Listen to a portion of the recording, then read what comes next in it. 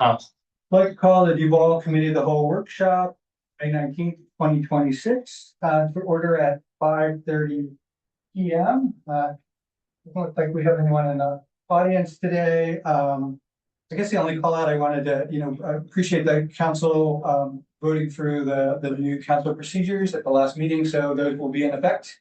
I know John's published them up for the staff to publish them up to the website, so we'll be operating under those rules going forward. Review the regular meeting agenda. I know it's a fairly light agenda this evening, but any feedback or requested changes coming into the council meeting tonight?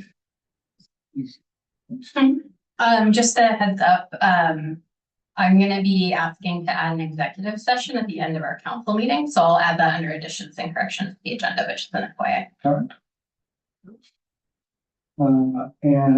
With that, the first item for discussion this evening is a presentation by students from the Evans School of Public Policy and Governance on the proposed municipal campus findings.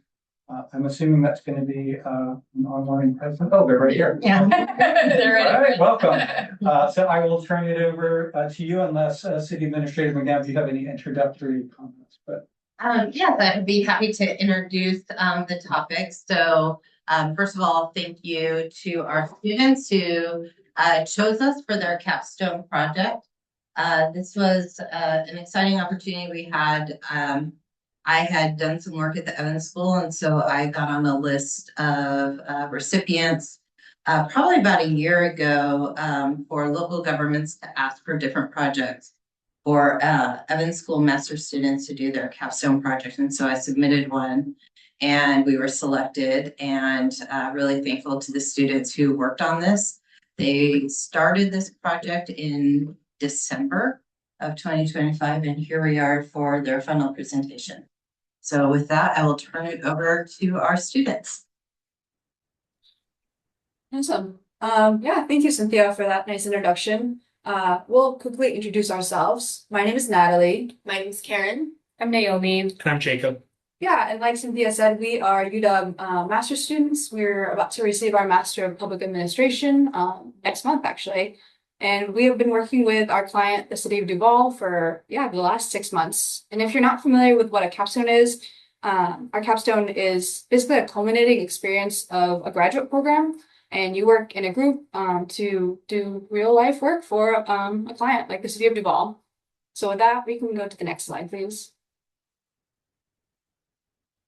Yeah, so what is the purpose of the project? The purpose is really about the question that was posed to our client, that was posed by our client, which is, how can the city incorporate features and amenities into Duval's municipal campus to foster belonging, community cohesion, and inclusive civic participation? So really the purpose was to identify what these features and amenities were that will allow for this municipal campus to serve as an effective government facility and a space for connection and belonging in Duval.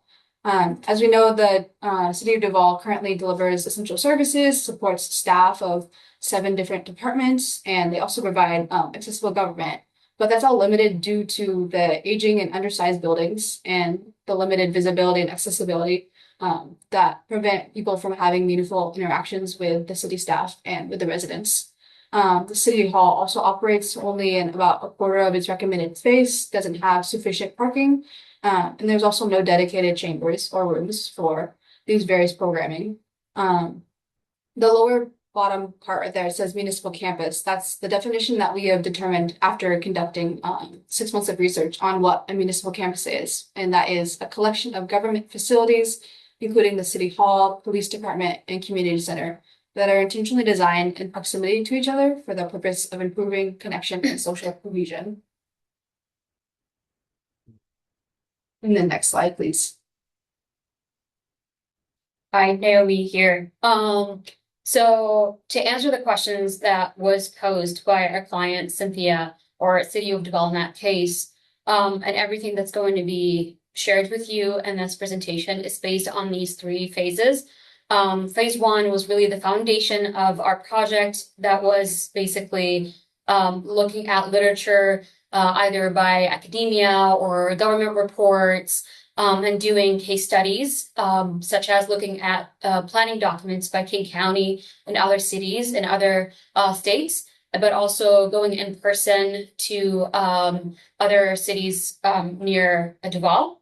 And in that phase, we identified some of the features or amenities that have been identified by other municipalities or other cities, but also by literature that would basically allow municipal campus to serve as an effective facility, government facility, and at the same time be a space for connection and belonging. And then phase 2 of our project was basically to create strategies of how are we going to get input from the residents. But to do that, we had to contextualize the things that we understood from phase 1, or the theories basically. So we looked at documents from the city that were provided by the city of Duval. Mostly were surveys that were posted online or documents shared on the assessment made by the consultants. We also did a stakeholder mapping looking at the population of Duval and, understanding the makeup of that population, the Hispanic community, the BIPOC community, and different ages. And then we took that and designed our engagement strategies, were basically a focus group, an in-person engagement that some of the council members were there. And I think Mayor Amy was also there, stopped by, and we utilized social media, we utilized flyers, and the city also supported us in sending out surveys and emails as well. The third phase was basically taking all these findings from the community insight to the research and even the survey that came after the in-person engagement. And we try to find common themes between all these inputs. We try to find basically what values the residents prioritize and whatnot. And so phase 3 is basically the findings of the research and analyzing this data, which we will share with you today. So I'm going to give it up to who's next. The next slide. So for the literature review, that was part of one of the first parts of the phase 1. We really were trying to, like Naomi said, contextualize what a municipal campus is and look into the literature on this term. And we had 3 different takeaways. So within the first one, regarding how municipal campuses strengthen democratic participation, service access, and social cohesion, we learned about a more historic term, which is known as a civic center, which focuses more on the grouping of the most important buildings of a city. And this really laid the groundwork of how we would define what a municipal campus is. Our second finding around design and programming strategies that transform municipal campuses into community hubs. We learned that design choices like lighting, walkability, and visibility act as emotional triggers that ultimately influence if residents feel safe and welcomed and inclined to return to these spaces. And then finally, in the community engagement practices that foster inclusive, locally responsive civic spaces, our takeaway from there was that public spaces are not meaningful just because they are built, but really it's about the interactions that occur and the shared experiences that happen as a result of these civic spaces. Next slide, please. Hi, this is Karen. Taking over from Natalie, I will be discussing case studies and focus groups for our project. So this is phase 2 of our methods. So starting off, we conducted some field research by going to the city of Issaquah and the city of Redmond. As you can see by the photos, we did take some photos about some of the amenities and the different types of recreational activities that the city has built into their community centers. For Redmond, their designed civic facility to function as a community hub, which integrates both government services with spaces that allow for connection, belonging, and everyday use. The city does prioritize indoor-outdoor connections, and you can see that when you enter their city hall as it's connected to park trails and lawn spaces. As well as in their community center, there's flexible multi-purpose rooms and multi-generational programming. And As for Issaquah, they have recently bought a new building for their city hall, but at the time of the tour, we visited their government's previous city hall, which also doubled as a police station. Similarly to Duval, their buildings are not centralized like Redmond, and the project had but both projects had long-term engagement efforts to understand the priorities of the residents.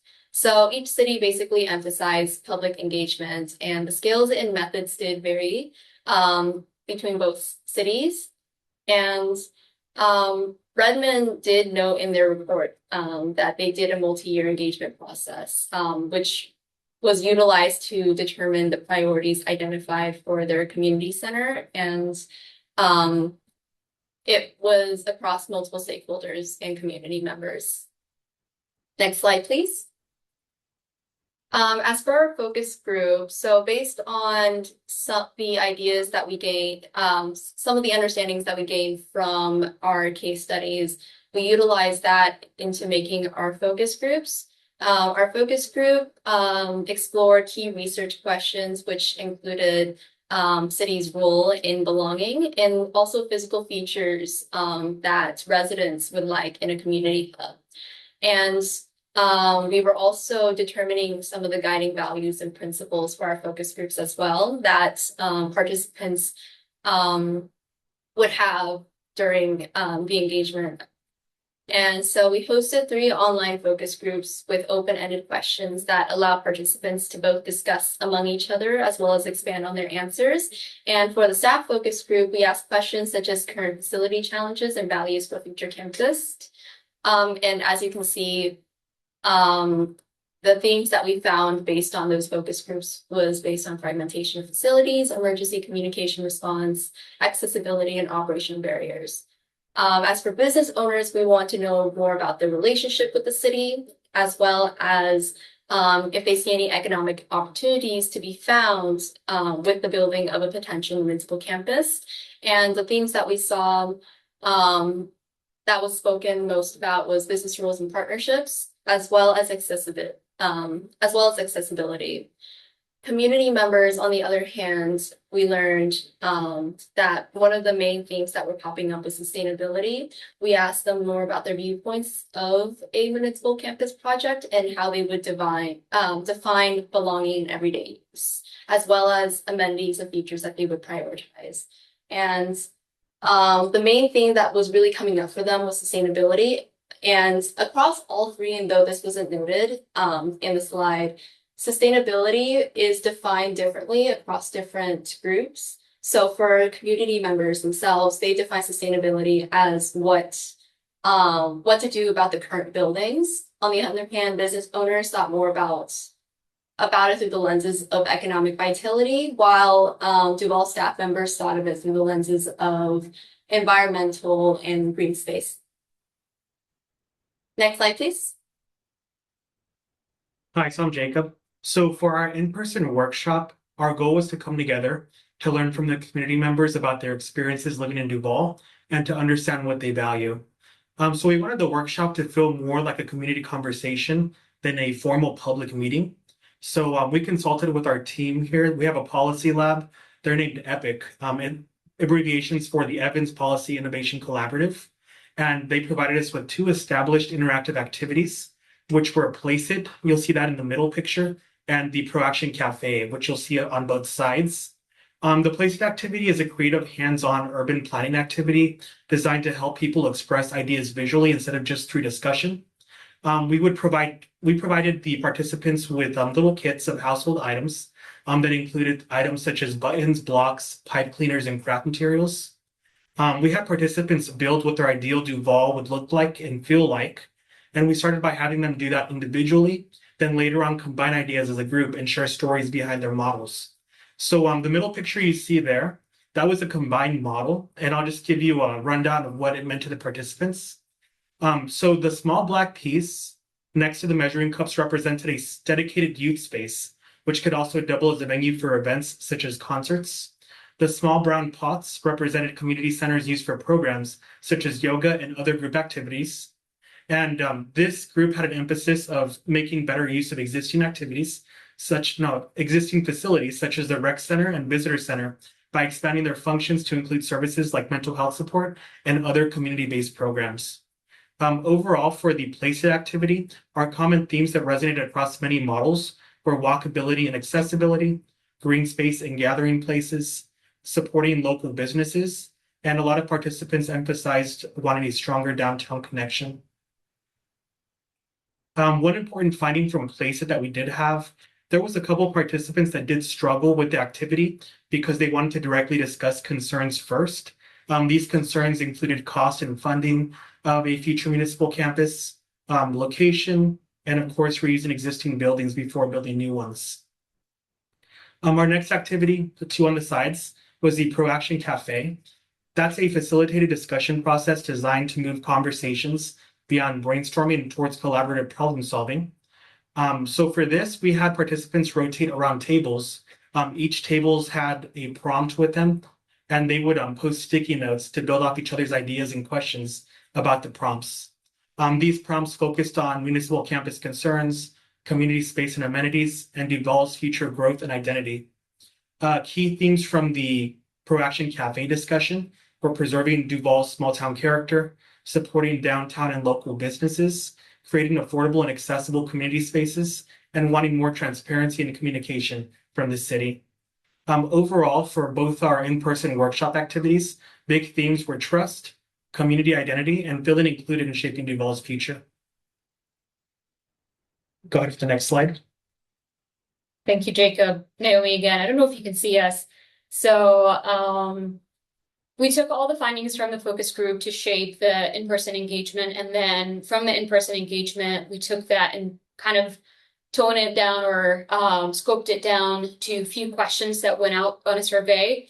But before discussing the findings of this survey, I just wanted to bring up a few important considerations. That is, we see these results as not statistically representative. That's because we had very limited time where this survey went out, and between the time it was open and also the time we did outreach. And so we only received 26 responses. We also noted that we see that the main or predominantly the respondents were white. So there hasn't been a lot of engagement with the BIPOC community, Black, Indigenous, or people of color, or other non-English speaking communities in Duval. Even though we do understand that they have a presence in Duval. And so it was important also to distinguish between what the residents expressing a need for specific services or amenities versus them supporting a municipal campus. So that does not equal, some of the things I'm going to bring up does not equal that they support a municipal campus, and that was noted in their comments in the open-ended questions. Overall, many of the responses pointed to unmet needs in Duval, such as gathering spaces, youth and senior programming, recreation, arts and education, but also respondents raised caution about cost and taxes and whether existing spaces could be improved or reused or better activated or utilized before pursuing new construction. So with that context, the survey we got showed that people have very strong interest in community-facing spaces. And then rather than traditional administrative government facilities, if you see in the second stats, you see that people voted the most for community center, for space for youth and senior center, indoor gathering spaces, while police station, city hall, and a mayor and a city council office came afterwards. The second thing is that we looked at the values that people prioritize in Duval. And one of the things was, and it's not input here, it's the fifth one on the left. And that's basically Duval's residents, or the ones that responded, prioritized their connection or Duval's connection to nature and outdoor recreation, which was selected by more than 83% of respondents. or it doesn't show here for some reason, because I think some of the words, well, people use different words to describe the same thing, and we'll see that also with the aquatic center, which I'll bring up. But in the comments in the open-ended question, they emphasize Duval's trails, their parks, the natural setting, the small town character, inclusivity. They also valued local arts and culture and support for local economic vitality. And then accessibility also was a key theme, but the most common challenge that was brought up is little to no information about available services. So that means that accessibility, similar to sustainability, is defined differently for the residents. And then think about it in terms of not physical accessibility, but also access to you, to the city council or the staff or to information or services that are being provided, and also outreach. When we asked them how they would use a municipal campus, they prioritize fitness, arts, or education programs, community events, and casual gathering spaces. And then in the open-end responses, there was a strong interest in aquatic center or aquatic amenities, and not necessarily a pool. Some mentioned swim lessons, a splash pad, or an aquatic center generally, or a pool. And that was one of the key themes as well. But overall takeaway for the survey, what we're walking away with is that respondents want flexible and welcoming spaces that can be utilized for different programming. But these findings should not really be looked at as build a new municipal campus. But for us, we interpreted that residents want existing and future public spaces to be more useful, accessible, affordable, and active. And another key theme was that future planning for residents should clearly address the cost concerns and evaluate the reuse of existing spaces and explain to them how any investment would meet their needs. That's it. Next slide, please. Yeah, and thank you, Naomi, for sharing all that. And this is Natalie speaking.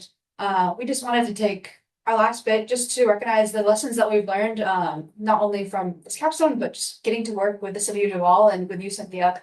And we appreciate, all of your leadership in all of this. My lesson that I've learned is just the importance of involving the community and involving them often. Community engagement is definitely an ongoing process that I'm learning how to do, and it requires a lot of adaptation and flexibility and learning from. But it's really about ensuring that people feel heard. Similarly to Natalie, I also think based on my experience, the last 6 months is that community engagement really does bring out many perspectives, which shows how much the community cares. And hearing from people with different perspectives has also offered a lot of meaningful insight into the priorities of the residents and also what matters most to the community. Thank you. And thank you, Cynthia, for this opportunity. So for me, one of the things that I've noticed, like the biggest thing was that being a government employee or a city staff automatically builds a big gap between you and your neighbors, even though city staff are still part of the community.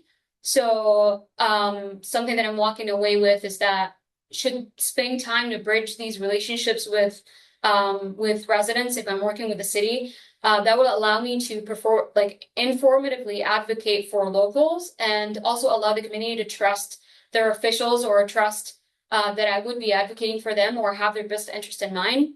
And the second thing was that communities will not feel, at least that's my observation, is that they would not feel that they have ownership or the motivation to co-create with us if they were not engaged in framing the problem statement and understanding where the problem comes from. So for me, from what I learned from this capstone project and just working with the city of Duval, transparency is key for relaying information and making the community feel involved. This helps to build relationships and trust between residents and local government. Go ahead to the next slide. And thank you all for listening to our presentation. Do y'all have any questions? Yeah, thank you. Council, questions? Hi. Councilman Rowland? My primary question, thank you all, good work. I really appreciate the presentation and everything you did last several months, I believe, on this. The one question that I had to jump down to was around the business owners sub themes.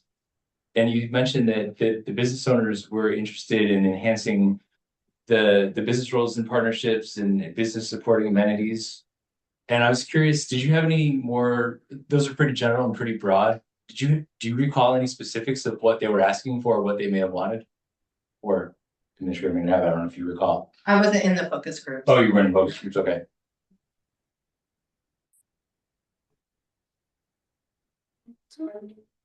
Yeah, so one thing mentioned from the focus group that we did have with the business owners, we had a couple of business owners say that they would like more support when it comes to growing their businesses, and especially having them more involved within the community. I believe there was an example of one business owner who was trying to just get some guidance around like permitting and zoning and adding some updates to their business. And they just kind of felt like they were at a gridlock because there's not currently somebody at the city who would be able to kind of give them more guidance. So one thing they're looking for, or one thing that we heard, was just more guidance when it comes to upgrading their businesses and kind of trying to flourish. This didn't come up in the focus group, but it came up in the in-person engagement. Some of the business owners were on site or like in that room, or people who have relatives who are business owners. And some of the things that came up is basically their involvement in that plan and planning for a municipal campus. Some of the things that was basically storage, where they could keep their what would you call it? Their pop-up. If they have a pop-up market, is there a space in that to store these things in a municipal campus, or that if there's space to store these things or equipment? Is there space that can be used by different businesses for markets or pop-up events or whatnot? So it's not dedicated to one space. So instead of, for instance, opening up a coffee shop on site, dedicating that space for multiple businesses at a time that they can use and rotationally or as needed. But the one thing that was highlighted is storage space. Thank you. Good questions from council? Councilmember Hernandez? So one of the things I noticed in the things that you learned is that we need to possibly work on bridging the understanding of our residents with the needs of the staff. And based on your research, do you have any suggestions of the kind of engagement approaches that would help the community understand the operational problems the staff are having with the current building? We would be including that in a consideration for how to do engagement in our final report to Cynthia. Okay. But we do have an idea, basically, if you would like us to share something right now. Is that what you, yeah. If you had any suggestions that were that you have right now, if not, the finished report will have the answer to my question. Yeah, so one of the things that came up, and we've been discussing this throughout our capstone actually, is at what level you're engaging with the residents, and at what level, meaning are you at what phase of the project? So as I mentioned, engaging them in the framing of the issue, right from the very beginning, inviting people to see and understand the current facilities and where they are, and holding space between staff and the residents, not only the council members, but also staff themselves, so they can understand staff's experiences in these facilities and how they work and how it really impacts their ability to effectively serve some residents than others. And then that was one of the key highlights, is basically at what phase we're engaging with them. And I understand that there was engagement happening in the past 2 years. There was like a survey that went out, but because of like the timeline of the project, people forgot, and we saw that in the comments. And then other people would say, "Oh, but they did this thing, the survey, and we answered this way." So that was one of the things that we'll talk about. And then, I can't think of anything else right now, but yes, we will write a whole considerations. It's not really recommendations per se, but it's considerations given what we've learned about Duval residents. But that's it. All right, thank you very much. Other questions before I ask a question? You know, I appreciate the call out you actually made around the survey in particular, because I think that's one of the things that sort of caught my eye. Obviously, you have multiple methodologies around engagement, but obviously the survey itself, 25 out of, you know, anywhere from 8,000 to 9,000 residents is a very, very small sampling of sort of the broader community. And I think the additional call out should be around demography, you know, in terms of how we address the aging population, the youth, there was a broad spectrum of needs. The one takeaway I had a little bit, and I think it touched on a little bit on the question Council Member Hernandez asked, was we have a parallel project around developing Big Rock Park.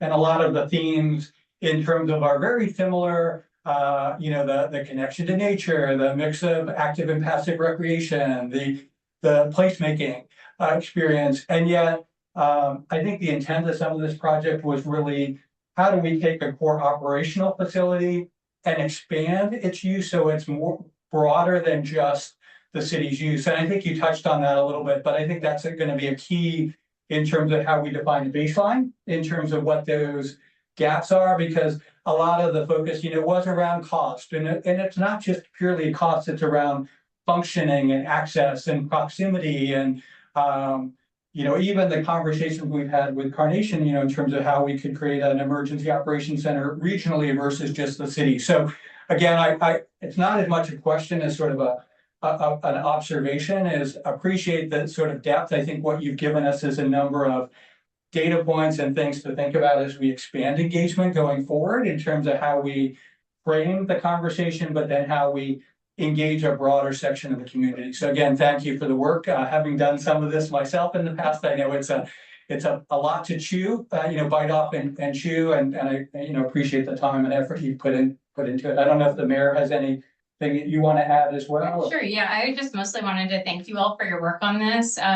I did stop by your community workshop and I didn't participate, but I just lingered in the background, and I was really impressed by your professionalism and just going through all of the activities that you had planned. I just thought it was really well done. Also had different ways for people to give feedback. I loved that you had an activity when you first walk in the door, that if people just only had a few minutes and they wanted to leave feedback, they could. I thought that was a great touch. And then this is all really given me a lot to think about, you know, we do a survey or something like that, but are we always closing that feedback loop? Are we always remembering to take the results and reshare it out to the community? Because I think that's really interesting to them. And maybe we did, and just too much time has passed since that piece happened. But also we've had things come up in council meetings. We've had presentations and discussions, but us all being elected, we're there, we're participating, we know what's happening. So how do we share that meaningfully back with the community and make sure that we're drawing them in and highlighting it? I think that's given me a lot to think about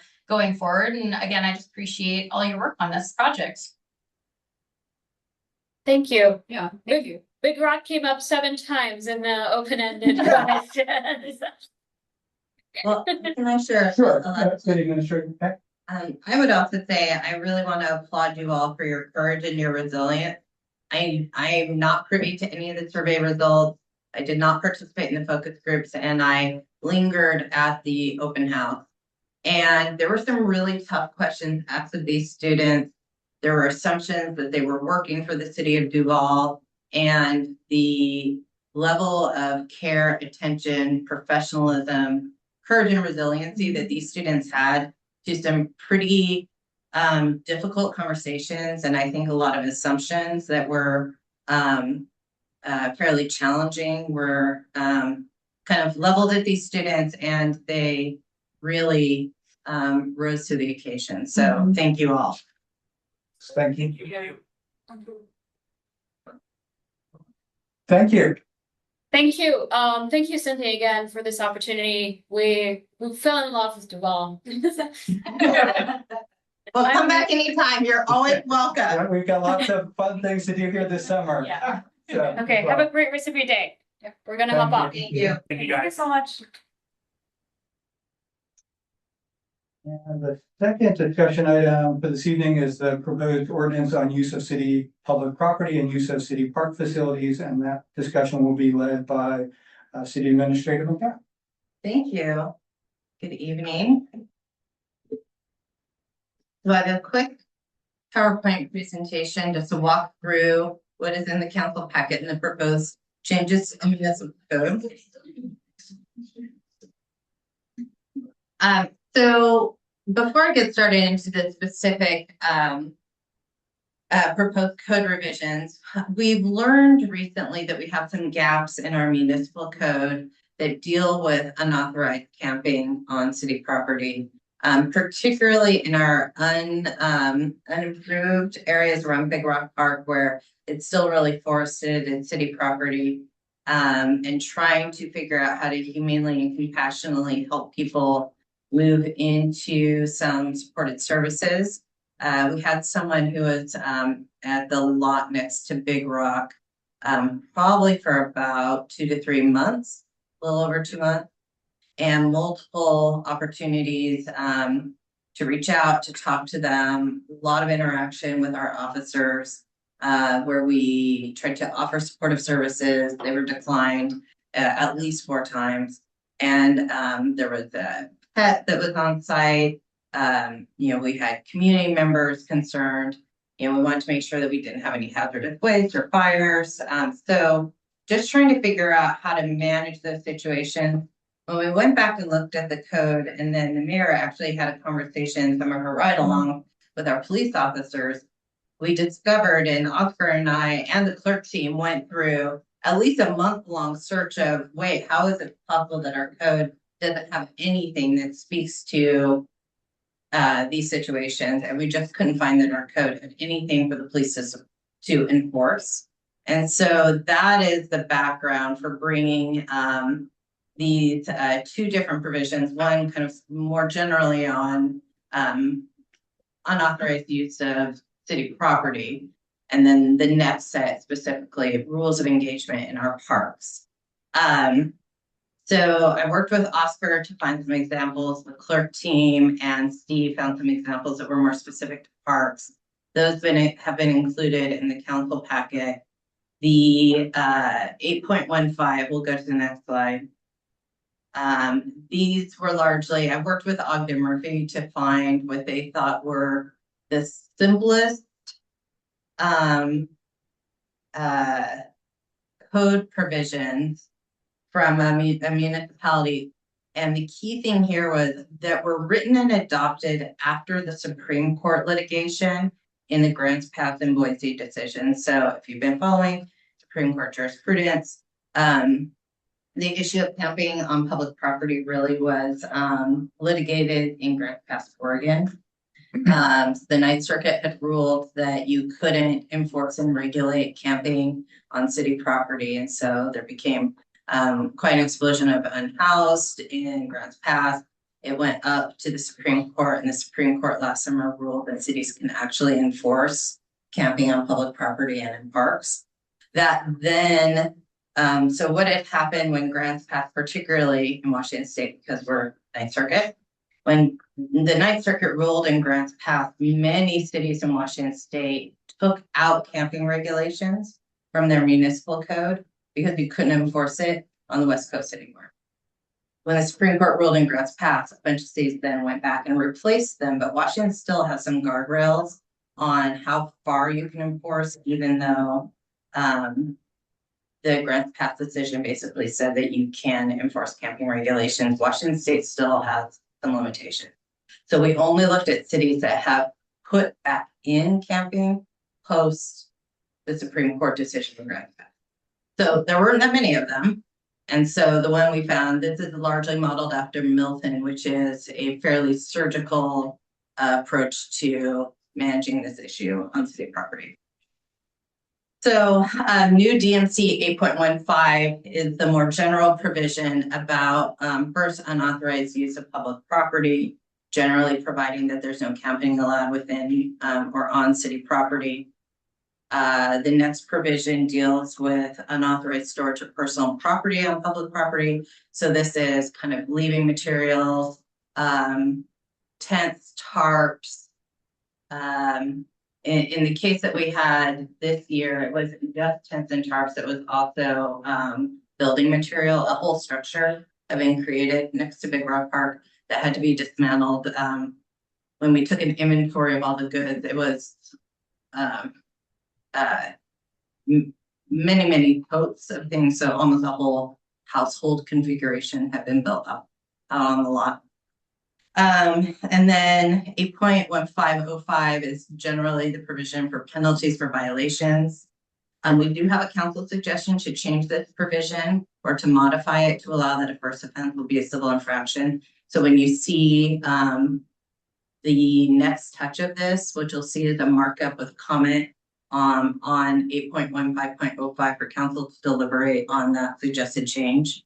And then 8.15, 060, and 070 are generally notice and enacting provisions. So I'll pause there on 8.15 first, because that's kind of the global structure of it, and answer any questions here. Councilmember Hernandez? Just a quick question. Would the civil infraction involve the imposition of a fine? It would. Oh. Now, generally speaking, our first interaction would not lead to a civil infraction, because if you go back to the code enforcement work that we just did, it requires 2 notices or two contacts before we would even get to a civil infraction. And when I discussed, adding these provisions back with chief, it is not the PD's intention to immediately go to any criminalization of this behavior. Our goal really is to try to connect people with services. The challenge in Duval is there's not a lot of services to connect to. And in the past, prior to this incident at Big Rock, when we've had folks that need services, we've worked either with KCLS or other nonprofits. In practicality, to get someone housing requires us giving them a bus ticket to get them either to Monroe or Redmond, because we don't have anything here to connect people to services. So the best thing we can do is to get people attached to services that help them leave Duval. I mean, frankly, because we just don't have anything here to support people with either housing. We do have food, but a food pantry is predicated, its usefulness is predicated on a place to make food. And while some of it is, you could eat while you're unhoused, it's, certainly more helpful if you have that. Councilmember Wiggins? Yes, from my background, how was the incident at Big Rock resolved? What did we do that was able to move the individual off the property? We eventually arrested them and they were booked into the Issaquah jail. Councilmember Conklin? Outside of Big Rock, is there any other areas of the city that you have seen similar issues? Like I think most of my time I've seen is behind Ty Duval, but I'm just curious if there's other areas that are. Yeah, so behind the Shell station, in the, if you go south into McCormick, like once you get past the kind of delineated area of the park, like along the shoreline. So in kind of those unimproved areas of McCormick, the lots next to Big Rock, and pass over to Director Lenshevsky if you know of any other help. I would add the park and ride. I know for car camping sometimes that's happened in the past, but. The other park in the woods. Any of our open space ever, not really? We have other criminal behavior in our open space and in the UGA areas. Yeah. Councilmember Owen? I mean, I added the civil infraction, but do you see any repercussions? Like, is that a bad idea for any reason? No. Okay. I had I have 2 questions. I'll ask one and then I'll hold the other. I know one of the things from a countywide perspective that they've looked at is in terms of the unhoused is sort of the temporary, like you mentioned the cars, but in terms of designating spots, they can stay in the cars. overnight, and then the cars have to be relocated. It's typically done, in coordination with the house of worship or some other place. This would supersede any of that as well, but it would not preclude, since this is the only use of city property, if a church in the area still wanted to run a program, this would not run afoul of that because that's private property. Is that correct? Correct. Okay. So, post grants pass, that's kind of the guardrails that Washington has. So Washington does not allow you to criminalize being unhoused. The outcome of grants passes, cities can make rules on what to do with their property, but it's very limited. We cannot overall say that private property, churches, other nonprofits or institutions, how they offer services to people without homes. Thank you. Other questions, Councilmember Supple? Any? No, I don't have any questions. I just, I thought all our parks had a sign that says closed between dusk and dawn. And That is coming next. and I always thought that would be sufficient to remove someone from the park if they're in violation of that. But anyway, that's all I have. Councilmember Schaefer? Yeah, I'm sorry. Cynthia, are you gonna talk about any more about the homelessness or camping aspect of this, or is this kind of closed up? Because I have some comments. There is another section. Yeah, so I have a couple more slides. Okay, yeah, no, that's fine. Once you go ahead, please. Okay. So the next section is 8.16, and those are specific rules for use of parks facilities. So because we know that that behaviors happen more in parks than they do on other parts of the city, we wanted to address specific issues related to parks. The other thing that we have noted, and again, as we kind of did an audit of our code and talked with our officers and our sergeants, there's no code for us to enforce. So while our field and facility policy or our signage says dusk to dawn, you need to leave, the facility policy, field and facility policy says this is how you use our field and our parks. Nothing in code. If we don't have anything in code, the police can't enforce it. And so it was this big hole that we discovered this summer. So the parks rules deal partly with camping, but other behaviors that our PD and our public works team see in the parks that we need codified rules, because it's probably not enough just to have a field policy. So the first is around park hours. Initially, the thought was to have it mirror the signage, and our signage says dusk to dawn, so we don't have to replace all the signage. But we probably still don't have to replace all the signage. And so we did have a suggestion to go to particular hours of closure. I talked to Chief today. He would also prefer that we go to particular hours of closure, Mayor as well. So when we see this next week or the next meeting, you'll see it's probably going to be 10 because that, at least in the summer, approximates dusk. So park hours. Use of motorized equipment. This is kind of our first touch into don't use motorcycles, mini motorcycles, scooters, etc. on our lawn and our turf. And generally don't make a mess of yourself with any motorized equipment in our park. Alcohol. The provisions on using alcohol in our parks. These are generally prohibited by policy, but we didn't have a code that specifically said what to do in our parks.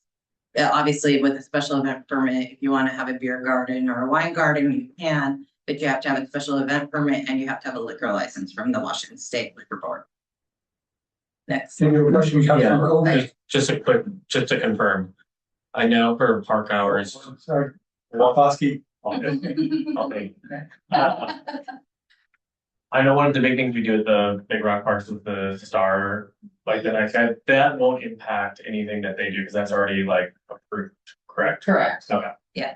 So anything with a special event permit or permission from the city would supersede these rules. These are more general. Thank you. Comment and a question. Comment on park hours. I'm very glad to hear that 10 p.m. is being considered. As a night person, I'm someone who likes to use the facilities later at night, especially in the summer or in the winter. when it gets dark at 4:30. Yeah. And I was actually going to suggest 8 o'clock, but 10 o'clock, I'll take that. Yeah. My question was, and I believe I Well, read, really quick, I will tell you that in the winter, we also don't want it to be dusk probably all the time because we keep the lights on even when the time changes for outdoor athletics, and we'll keep the lights on until about 9:30. So having a designated time will work a little better. But sorry. that's all right. A quick question. I believe I read this in here, but I'm not 100% sure. We're going to allow people with ADA scooters Yeah. to get on the turf, On the turf. or on the lawns and turf, I should say. I'll have to go back and look. Let me take a note. Recall reading anything in there? I know we have a section on ADA, but I don't know if it said what we did with lawns and turf. Let me go back, and I'll also research ADA rules. Appreciate it. Thank you.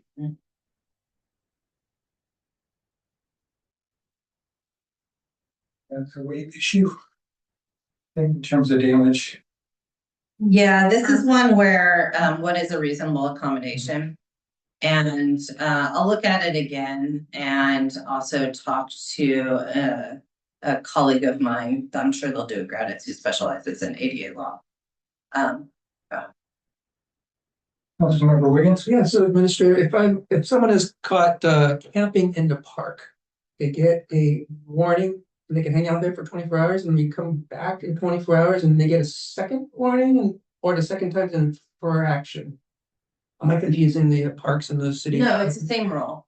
Okay. So that is what would be up for deliberation when we bring it back for a second touch. Oh. So if we go with the first consequence, it's a civil infraction, it would defer back to our code enforcement section, and our code enforcement section is 2 warnings, then civil infraction. We may not know this, but is there a stipulation in time between first and second warning?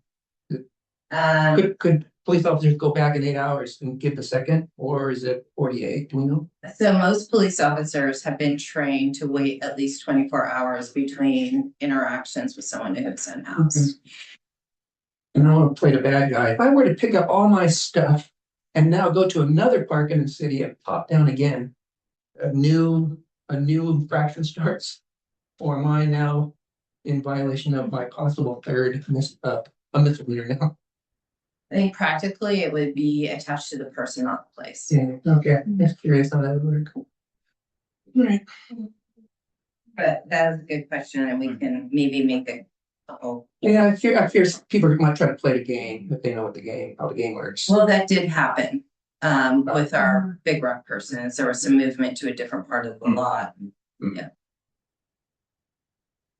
Okay, that's a good suggestion. I'll make sure we find somewhere in there to make some tweaks. Okay, next slide. So specific things around damaging property. We have a lot of park infrastructure.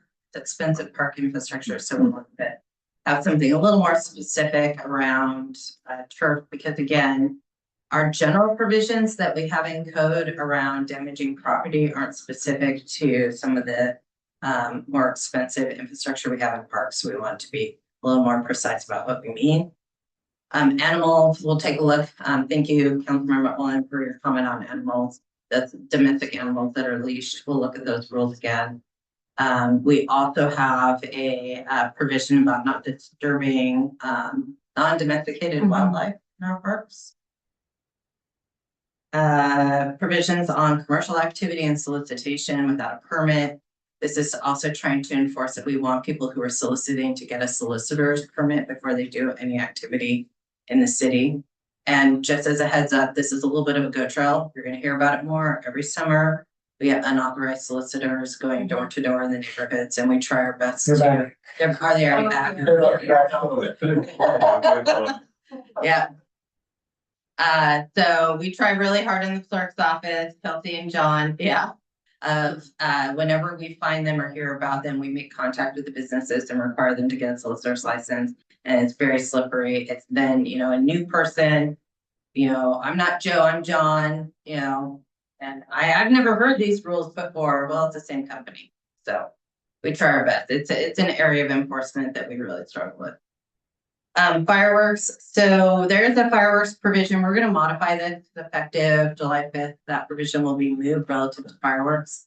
And we'll modify the remaining language, just to make sure that we're really talking about explosive devices. Finally, the last bit is, next slide, fire pit. You can't build a fire anywhere in our parks. There's not outside of a barbecue or the fire pit in Depot Park. We don't have fire rings or anything else to have open fires or fire pits.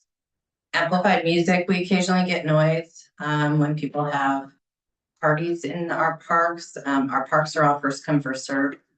But people will sometimes throw parties in our parks, and so rules around amplified music, and then more specific rules around littering in the park.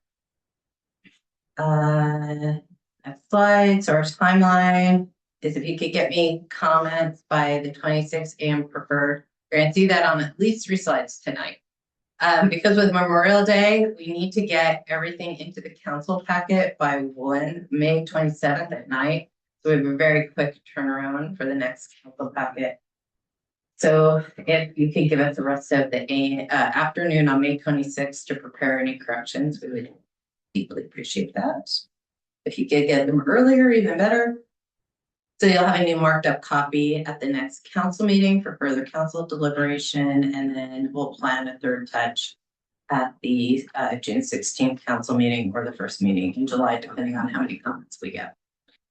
And with that, oh yeah. Yeah, I just had a quick clarifying question, and I'll turn it back to Councilmember Schaefer if he had a follow-up or wanted to touch on. I know there's some RCW language that specifically covers disruptive behavior, intoxication, and then urinating and defecating, which can also overlap with the camping piece in terms of public safety and use of facilities. Does that work in conjunction? Obviously, you didn't write that into the camping code because it's in the broader, but I just wanted to make sure that was in the DMC in terms of, so that could be applied in tandem as additional tools, potentially, because obviously, and it's a weird place where some of it's in RCWs because it's under like, almost like sexually explicit stuff, but it doesn't necessarily need to be. It could just be somebody, Yeah. peeing in the park while they're camping, and that's not, a behavior you'd also want. So I just wanted to confirm that that was also available as far as tools. And then Councilmember Schaefer, I didn't know if you had any specific thing about the unhoused or. I do, yeah. Let's see, first of all, I'd like to second Ron's suggestion about explicitly including language on urinating and defecating. It's a given. If somebody's camping in park, they're doing exactly that. I think any evidence of that should be at least a misdemeanor violation and result in potentially immediate arrest. So I would like to see something more strict related to that. Secondly, and I guess in a slightly bigger picture, I don't want to make it easy to be homeless in Seattle, period. Homelessness brings in drugs, it brings in crime, it brings in all sorts of bad things to the city. We've seen that in King County, we've seen that in the bigger King County cities. Their treating homelessness has been a disaster, to say the least. They've made the problem worse, not better. They've compromised their communities as far as safety for families, safety for everyone. That's absolutely something we don't want to do in Seattle. The cities are a good example of what not to do. So with that in mind, I would actually be against lessening the offense of this. I'd like to keep it as a misdemeanor, as originally suggested, along with the fine and along with a single 24-hour notice. I mean, 2 notices aren't going to do anybody any good. They can get 1 notice, so that should be sufficient. And therefore, I'd like to see a more, like I say, the original misdemeanor suggestion stay intact. I think we owe that to our residents. I think we owe it to the families of Duval to keep the city as safe as we possibly can. Cynthia, yeah, I know that you talked about there were some prohibitions in terms of criminalizing homelessness, and I don't know how that fits into the broader, if you want to follow up. Well, two things. I'll follow up first on your comment. I actually don't know that we have anything in code about that. So the comment around kind of public. We have some things around sexual businesses, but I'm not sure about public intoxication outside of being able to prosecute it under the general criminal statute. But you could obviously be intoxicated but not have alcohol on your person. Yeah, so I will look at that. I'm not sure that our code calls it out as clearly as we would want, so I'll look at that. So to Councilmember Schaefer's point, the original draft, so the draft without amendments has been approved by Oscar already. So we know as written that it meets Washington state law. This is the one that has the misdemeanor mark. Questions, Councilmember Schaefer, Paul. Sorry. Yeah, I kind of agree with a lot of what Councilmember Schaefer said. You know, I'm not too concerned that a resident of Duval with our median salary is going to end up homeless and camping out in one of our parks because they don't have any place to live. I think the people that are going to be camping out in our parks are transients. They're moving in from out somewhere else. They're camping out here overnight or for a week, moving on somewhere else. So, you know, a warning, they're not going to care about a warning. They're probably not even going to care about a misdemeanor because they'll be out of this jurisdiction within weeks or months, and there's no one that is going to follow them. So, you know, I kind of tend toward lean toward the harsher penalties. The sooner, I know this sounds harsh, but the sooner they get removed from the parks, I think the better off the citizens of Duval will be served. Comments from Councilmember Hernandez? So I have just a quick question and a comment / suggestion. I was looking through the policy and it says that there is a fine of up to $1,000. $1,000 is a lot for an unhoused person to take care of. How are we determining like the scale of that so that we don't put an undue burden on them? I can barely afford 1,000, much less they would be able to afford 1,000. Is that on us or is that someone else? It's on the prosecutors in Issaquah. So we would go by, so all of our cases are prosecuted in Issaquah Municipal Court and we follow their fee schedule. So it would be whatever would be imposed by the Issaquah District Court judge. I also have a suggestion for the council, but I'm willing to wait for another round of questions before I offer that. Any questions? I personally know someone who was previously unhoused for many years. I would like to see about talking with them and possibly making them available to staff to talk about possible policies and to counsel for actual honest to goodness. This is what my experience is being unhoused. If they're available for it, or if they're available for it and you all are amenable to it. I will make a mention to them about the process after this meeting. And if they're amenable to it, I'm sure they will do it. Yeah, I can say I'm happy to make myself available and then, you know, take notes and share back with council. Yeah. Yeah, that would be my only concern. I wouldn't want to make them uncomfortable or put them in the spot or a spotlight. But if there's a mechanism to collect some feedback that could be shared with council, I think that would be valuable. Yeah. I just want to say, I think that would be really great if we could connect with someone who has that experience, because I mean, for me, my goal is to get people the services and, you know, what they need to move forward in life and to become housed and just get the support that they need. So whatever the best way to do that is, you know, we have to look at it from all these different lenses, but that's one lens we don't have that perspective on. So I think for me, that would be really helpful to hear that. I'm feeling amenable to it. I just need to ask for permission before I start throwing names at them. Other comments from council? Thank you. And the last item on the agenda is the good of the order. Is there any items for the good of the order we want to discuss this evening? All right, then I don't, we have a little time for reports if I don't know, Mayor, if you want to start your report or we have about 10 minutes, I Yeah. guess. Okay,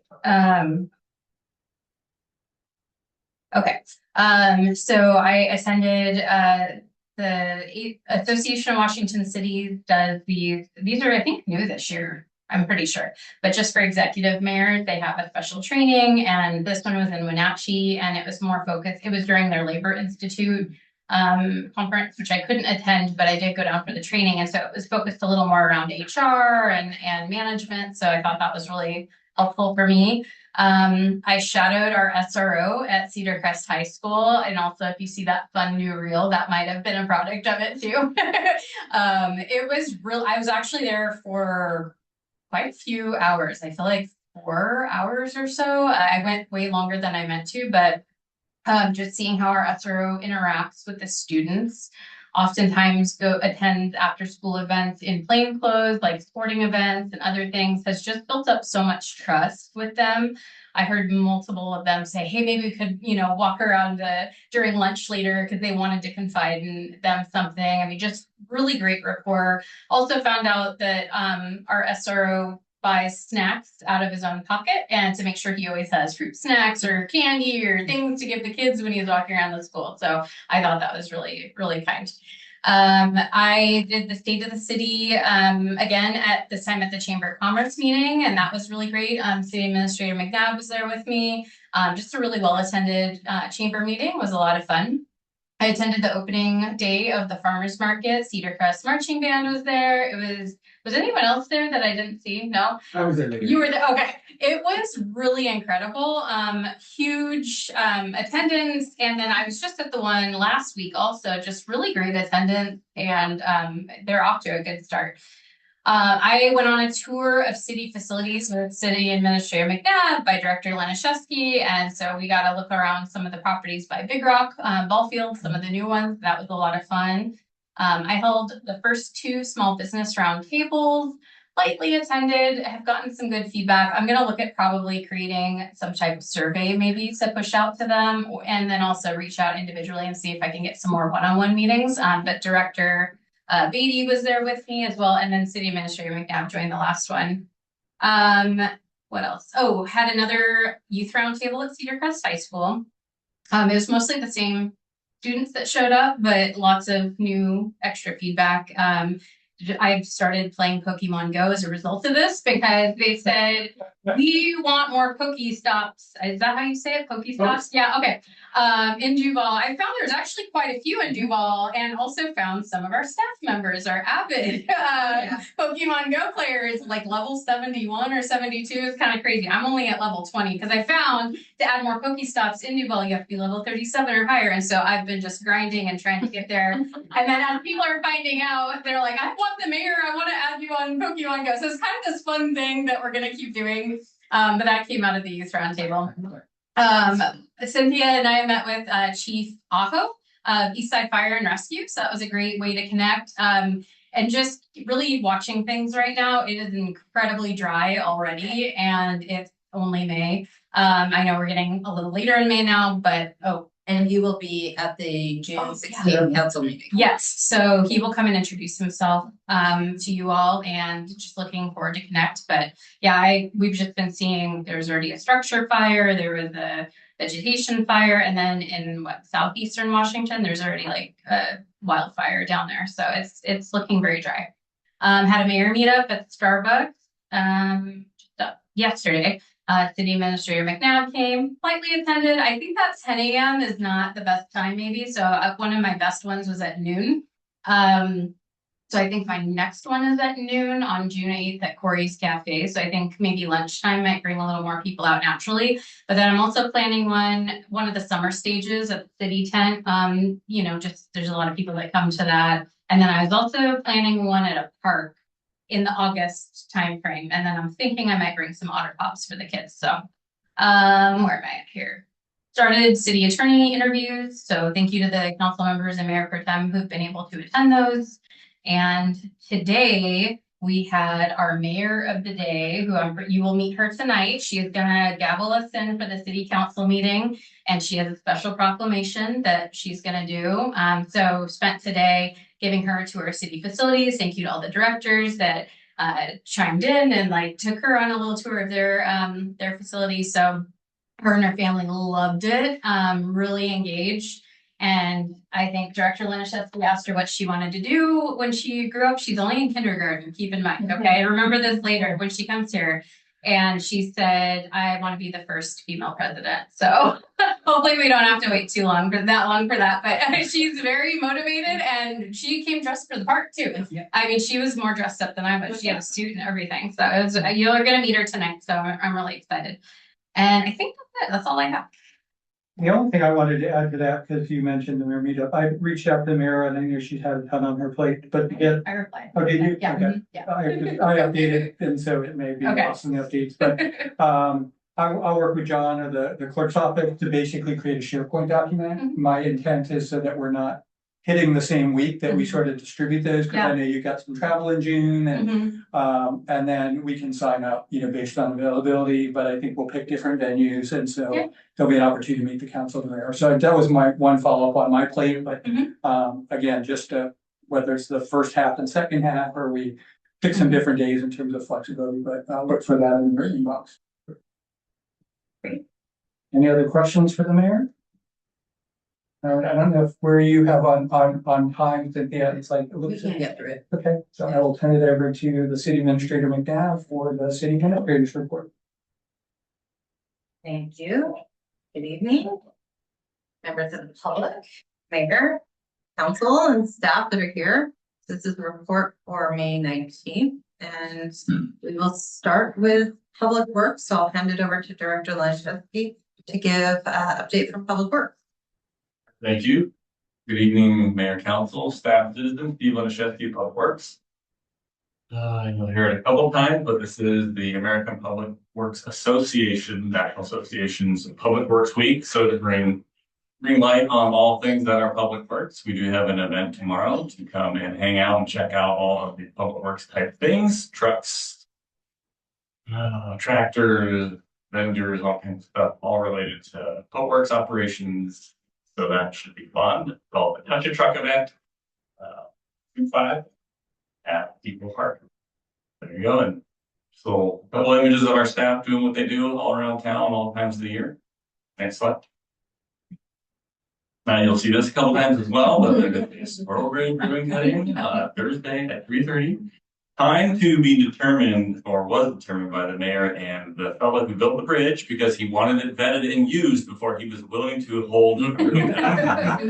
So we picked that, we left it up to his discretion. And squirrels. And the squirrels are using said bridge, and the bridge is a bundled rope. It's the through rope section, fairly specially twined and wound. But again, pretty interesting to see. It is highway grade, 16 feet above the road minimum, and as time goes on, that will get higher. The sag might get a little bit, but I think each tree will grow to outpace the sag, so it should be just fine. And then, yes, it had quite a few comments on social media. Next slide. There was no dollars expended, although I wanted to say like $2 million, then I'd say like $800. That would have been fine. A couple of things going on. Our intern started this week. He is a returning intern. His name is Bryce. He actually hails from Fall City and is a senior WSU, graduates in December. We had an open N1, which was based off of a internal move from an M3. So we decided to shrink that down in scope and scale, and then side effect of cost. So going from a 3 to a 1. We have great internal summer helper candidates. So we're happy. You should be starting this June, mid-June. Another seasonal on the way, and then current projects overlay will begin 1st of June in the Parkwood neighborhood. We're working on a Cherry Brook lift station. If you aren't aware, top right of your screen, it's Cherry Valley Road, where we have, I think it's 162nd Road intersects it. It's the last city road as you go east on Cherry Valley Road, just down by the dairy. There is a sewer lift station at the bottom of that hill. It is the original inception, and we're rebuilding that. So, stretch and sign. And also one of Bryce's big things this year is GIS. So a lot of our GIS inventory was originally posted and hasn't been scrubbed very well. So there's been things that have been added, things that are missing that he'll be working on in high effect this summer. So, and then yeah, Brewer Road water main is out to bid. That is a section of water main that is undersized between 3rd and Brewer Road and then up to 3rd place. So just, I think it's like 900 feet. So not a very big job, but nonetheless needs to get done. Next slide. I think that's most, yeah. So the project itself opens next Thursday. We estimated it's 622,000. Ben and his group scrubbed some of the builders exchange, which is bxwa.com. If you ever want to go see other, it's where most agencies post all their public projects. So you can go get information out of there on local bids, see what else is going on. So our estimate is pretty high relative to bids that are coming in right now. Time will tell. There's not a lot of tonnage of asphalt, which that'll dictate how much cost may or may not change. But yeah, and it was a budgeted project in 2024, so it didn't make the budget per se in 25-26. And full disclosure, it's not that we don't have the funds; we just have to reallocate funds. And we have the $2 million for the $2.2 million tank, which won't get expended in this budget cycle. So there's plenty of money to go around and get things done. I think that's my last. Any questions for Public Works? I absolutely love the idea of the scroll bridge, but I have been talking with the local crows and they're tired of landing at the Majerle Strip. What do we do to get the Crow Airport started? They're around a lot more than they ever have. Honestly. Genuinely, I love the scroll bridge. The contractor / owner is a very nice fella. So. All right, next up is a report from our director, Avril Beatty. Hard to follow this role. We have a new teammate starting on June 1st. Her name is Morgan Garner. She is going to be our new principal planner. So her along with Jonathan are going to be filling out all of our ranks in the Department of Community and Economic Development. We're very excited that we're going to have a full house. Current going on with development, Versus Sports has submitted their site plan application. So it's being reviewed for completeness right now. Not this very second, but like over these working days. Duval Moth has submitted their clearing and grading permit, which is also being screened for completeness. Building permits have not yet been submitted. So just want to let you know what the status of those are. And then Towns 143, which is townhouses. And there's not 143 of them, so I was a little confused for a second, but here we are. The building number 1, which is at the north end, is a 2-unit duet type townhouse building. It's going to be used as a model home, so that is ready to be issued, and hopefully we'll be starting construction soon. At the south end, there's building number 6, which has 5 or 6 units in it, has just been submitted and the review has just started. Any questions about it? Councilmember Schaefer and then Councilmember Karstoff. 143. Town 143, I think it on that. It is off of 143. Oh, okay. Yeah. Okay. Yeah, north, yeah. That's 143. That's the 143 part, yeah. When I first saw the name, I'm like, there better be something to that. They created a new connection road into Toll Brothers over to Big Rock. Yeah. Yeah. So it's like 2 blocks up. Yeah. Okay. So just a little. Right behind the whole lot. Okay, thanks. And then Councilmember Kopowski. Remind me, Versus Sports, that's one also by Big Rock. Is that the indoor play field? Yes, Okay. that would be the indoor recreation facility Okay. by the park. It's private. All right. Not another public project dreamt up by someone. Yeah. Councilmember Hernandez. Just for my own clarification, do we know where the Duval Mosque? Oh, you obviously know where the Duval Mosque is. I've heard 2 different locations for it. Which one is it? It's the other one. No. It's the opposite of the Crow. One 45th. So southeast corner, Yeah. kitty corner from the treatment plant. Okay, thank Thanks. You're welcome. You're welcome. Okay, next slide. Well, so I have a couple slides here. So please do let the clerk team know if you intend to, or if you plan to attend the SVGA meeting next week. It's in North Bend. And we have gotten, I think, fairly firm understanding that the King County Executive is going to be at that meeting. We have an interest in meeting him. And then also let me know if you plan to attend the Association of Washington Cities annual conference in Spokane, so we can just make sure that all the arrangements are made. So let the clerk team know and we'll handle that. The city will attend 2 farmers market this year to do public outreach and to solicit feedback. We're going to solicit feedback for the creation of the next biennial art plan. So Councilmember Hernandez, is it PTSD or warm wishes? Yes, it's time to choose new projects for the next 2 years of art creation in Duval. We'll be doing budget outreach as well as community and economic development are going to come and do public outreach on kind of how-to guides, because we're hearing from our small businesses that the more we can give them on how to get a permit, how to build a fence, how to build a deck. So they're going to come out and do outreach as well at farmers market. So 2 dates, July 2 and August 6th. At the next meeting, I'll have draft legislative priorities, both for our legislative priorities for King County and how we interact with King County rules and policies, as well as for the state. So please email me by the 26th if you have any additional ideas beyond the last time we discussed, and I'll just make sure that I try to create a visual that captures most of the discussion we had and any new ideas. Press releases went out last night for Summer Stage and all the events that are happening in summer.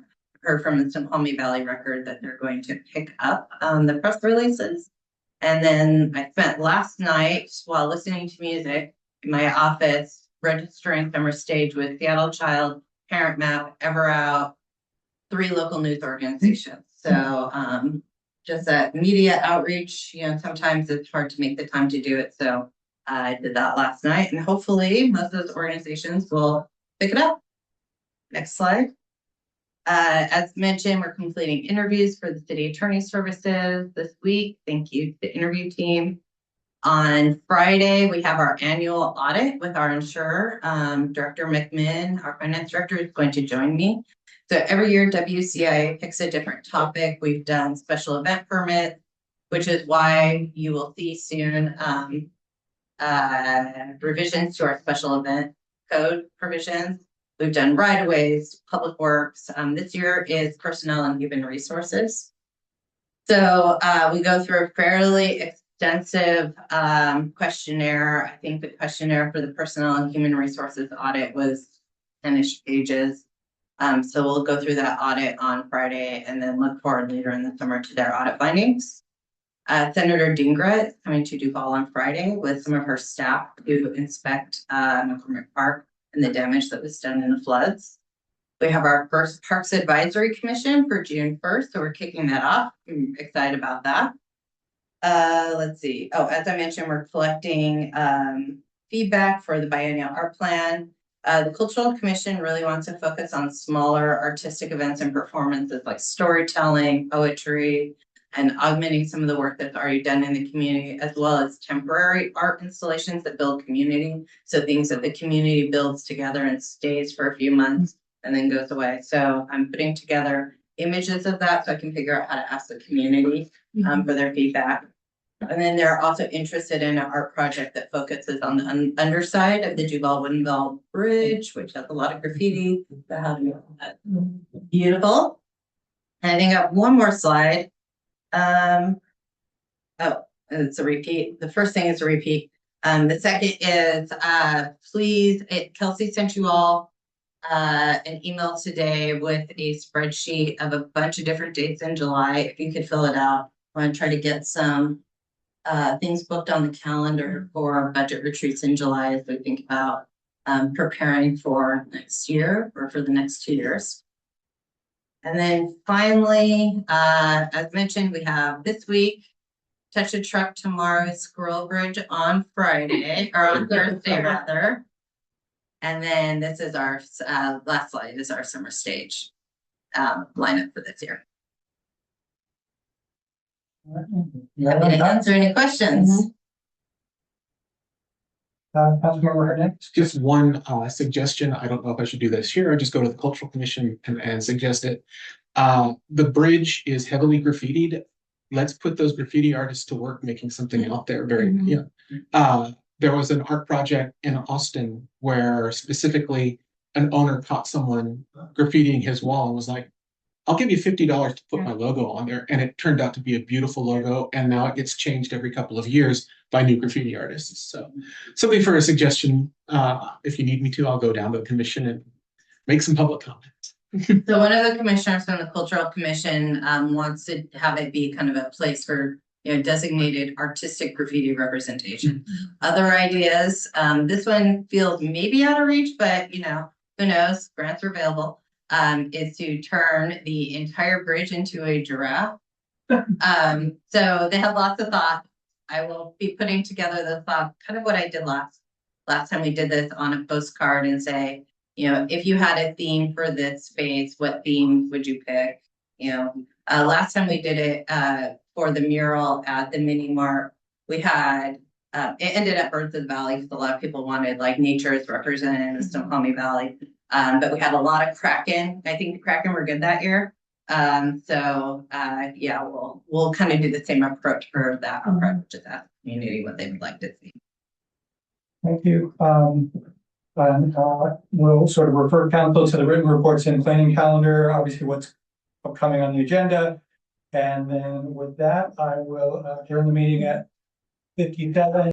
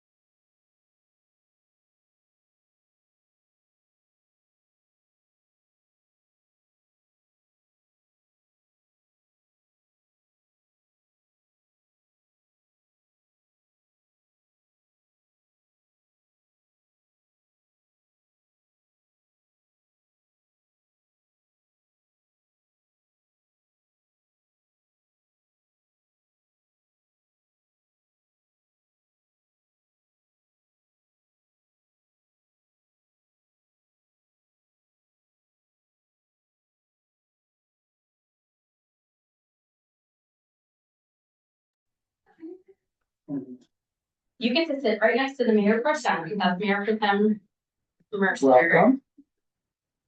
And do you have your script? You can just set it right up here so you can read it.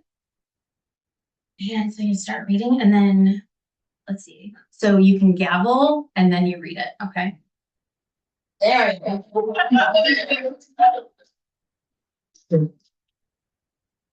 I called the May 19th, 2026 Duval City Council meeting to order at 7:08.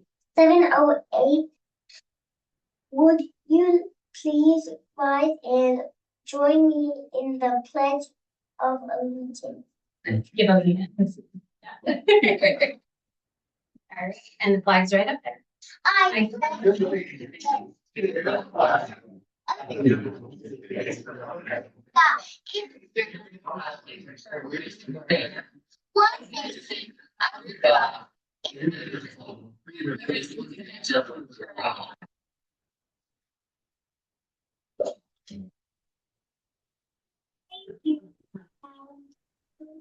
Madam Deputy. Claude, would you please call the roll? Yes. Yeah, go ahead. Mayor McHenry, Here. Mayor Clara, Here. Mayor Pro Tem Mercer, Here. Councilmember Olin. Here. Councilmember Schaefer. Here. Councilmember Kozlowski. Here. Councilmember Supple. Here. Councilmember Wiggins. Here. Councilmember Hernandez. Here. Yeah, We have a quorum. Thank you, Mary Clara. Do you want to go sit back with your family while you wait? Yeah. And we'll do your proclamation in a minute, okay? All right, where are we at here? Okay, under additions and corrections to the agenda, I'd like to add executive session under RCW 42.30.1101 sub I to the end of the agenda, if there are no objections. And does council have any other additions or corrections to the agenda tonight? Okay, then with that, is there a motion to adopt our council agenda? So moved. Okay. It's been moved and seconded to approve our council agenda tonight. All those in favor say aye. Aye. All those opposed say no. Motion passes. And then next up, we have proclamation. So I will start with Armed Forces Day. Whereas Armed Forces Day was created as a unified tribute to replace separate Army, Navy, Marine Corps, and Air Force days following the unification of the armed forces under the Department of Defense.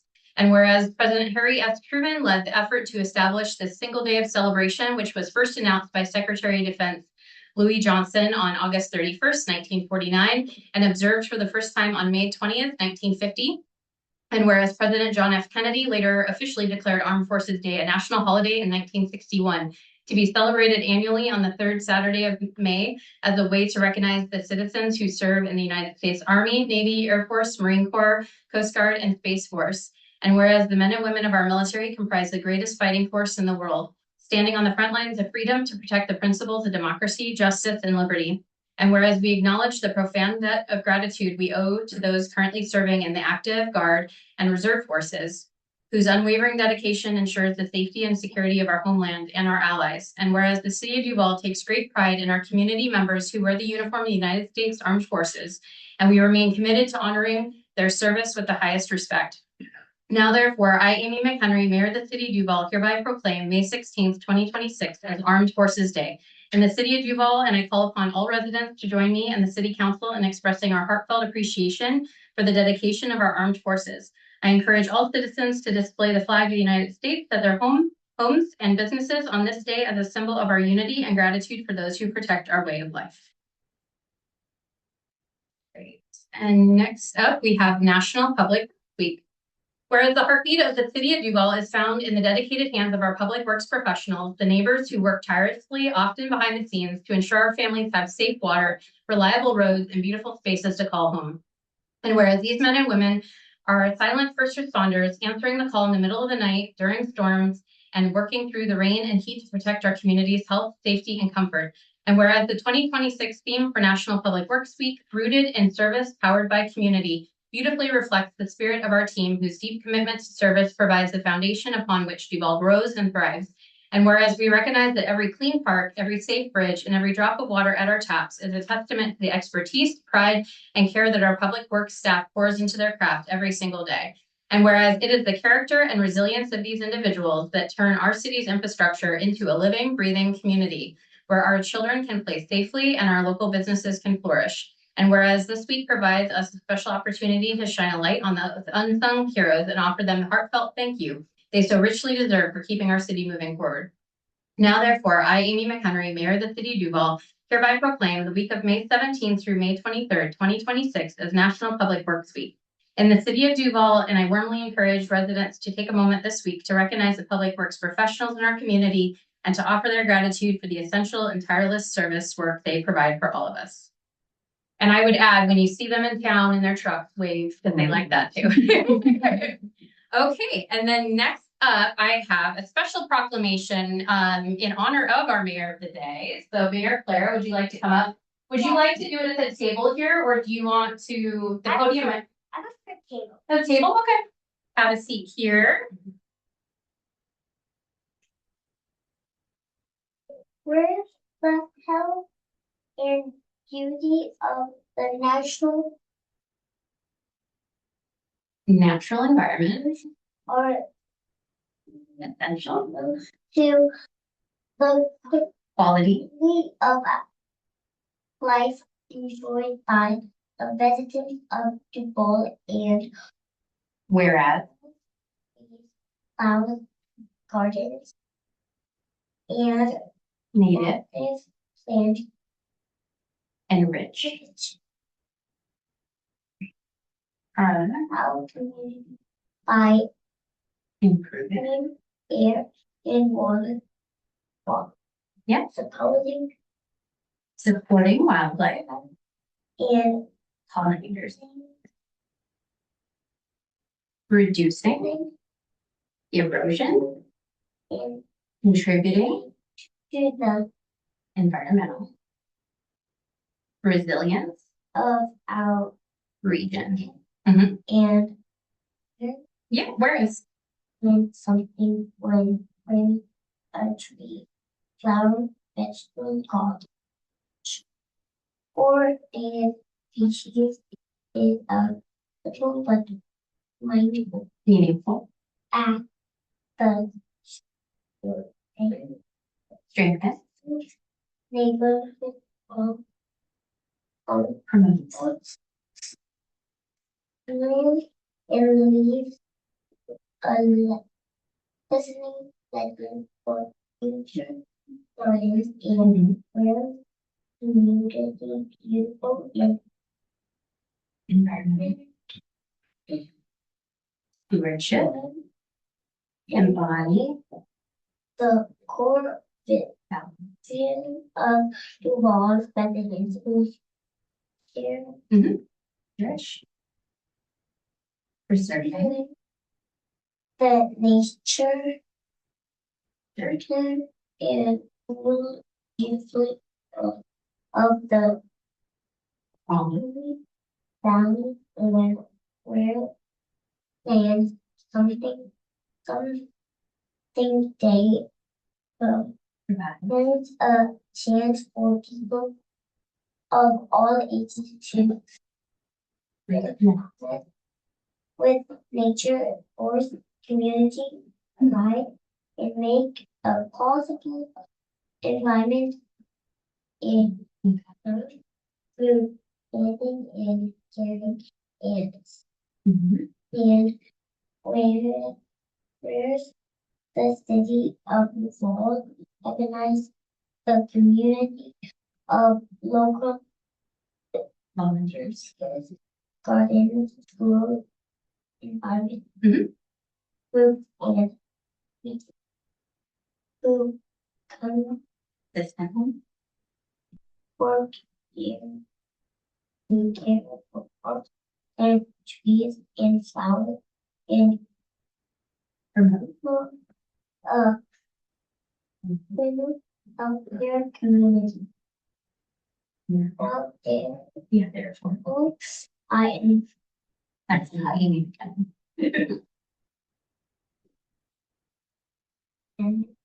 Mayor of the honor of Mayor of the day, Sarah DeBoha, do hereby proclamation May 2026 as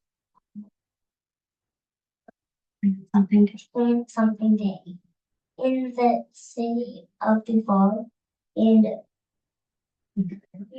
all regions to plant in planting something meaningful in the yard, neighborhood, school, park, or community space, and by continuing to care for and protecting the natural environment that makes Duval such a special place to live. Thanks.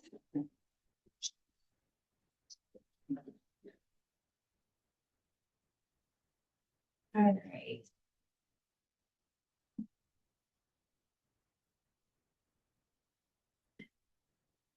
I think we'll get a photo op with council also, if you all want to get up and join Mayor Clara over here. You can do that. Come over here and stand with your council, Mayor Clara.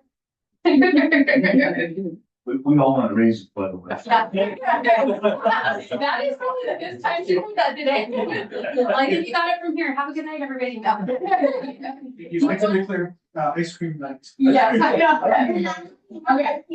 Oh, yeah, that was after city hall. Okay, yeah, scooch, why don't we scooch it a little bit? Yeah, should we all bend down a little? That's perfect. Thank you. Thank you. I know, I wasn't gonna go all the way down. Oh, yes. Oh, of course, yeah, I should have, you can come. You wanna, let's redo it, right? Okay, one more time, so mom and dad forgiven. Mama, they want you to.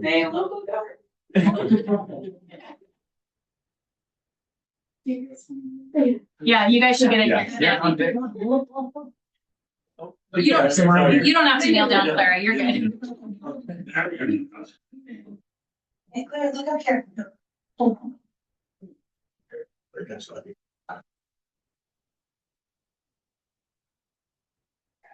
We should have done that with Mike in the background on the screen. So let me take this for 1 second. I just want to shake your hand. Nice meeting you today. You did an amazing job.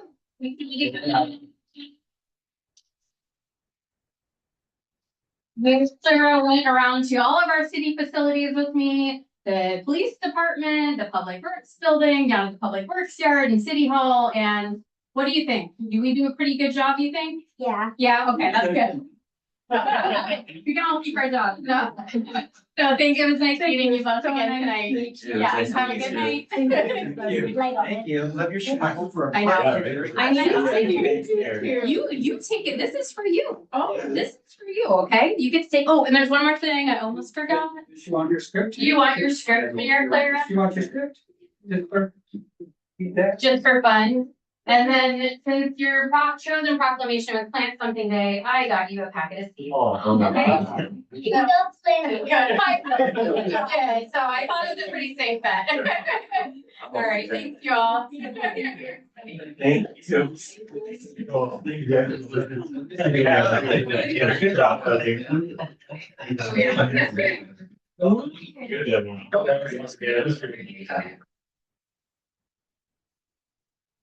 All right, so next up is a proclamation for Memorial Day.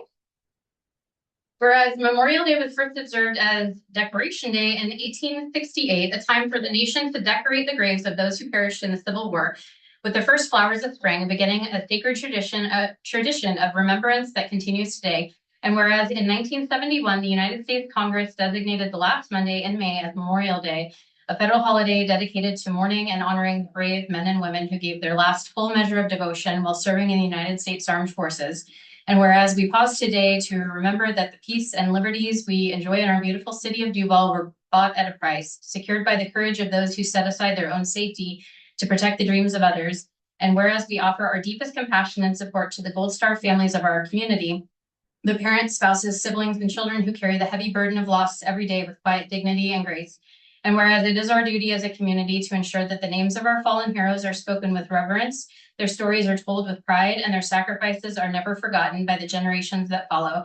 And whereas this day serves as a solemn reminder that our unity is our strength and our gratitude is the most meaningful tribute we can offer to those who laid down their lives for the sake of our country.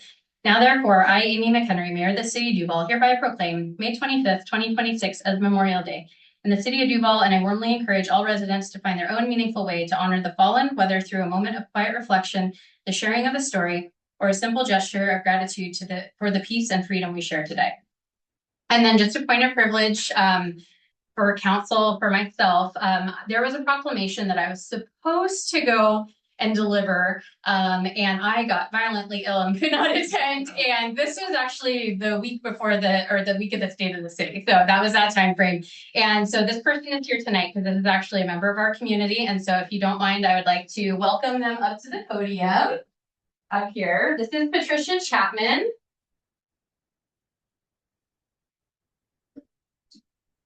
And you just want to quickly introduce who you are. Like I just said your name, but like who you are in the community for our council. Thank you. I'm Patricia Chapman, longtime resident here with the City of Duval since 1985.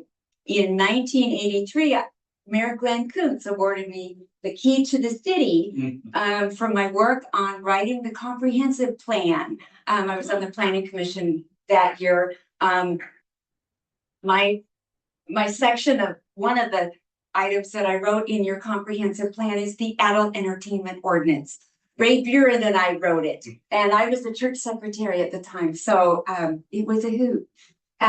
In 2004, I was Mrs. Duval, Washington, America, went on to be Mrs. King County, and went on to Mrs. Washington, and I placed in the top 10 at the Mrs. America pageant, and representing the City of Duval.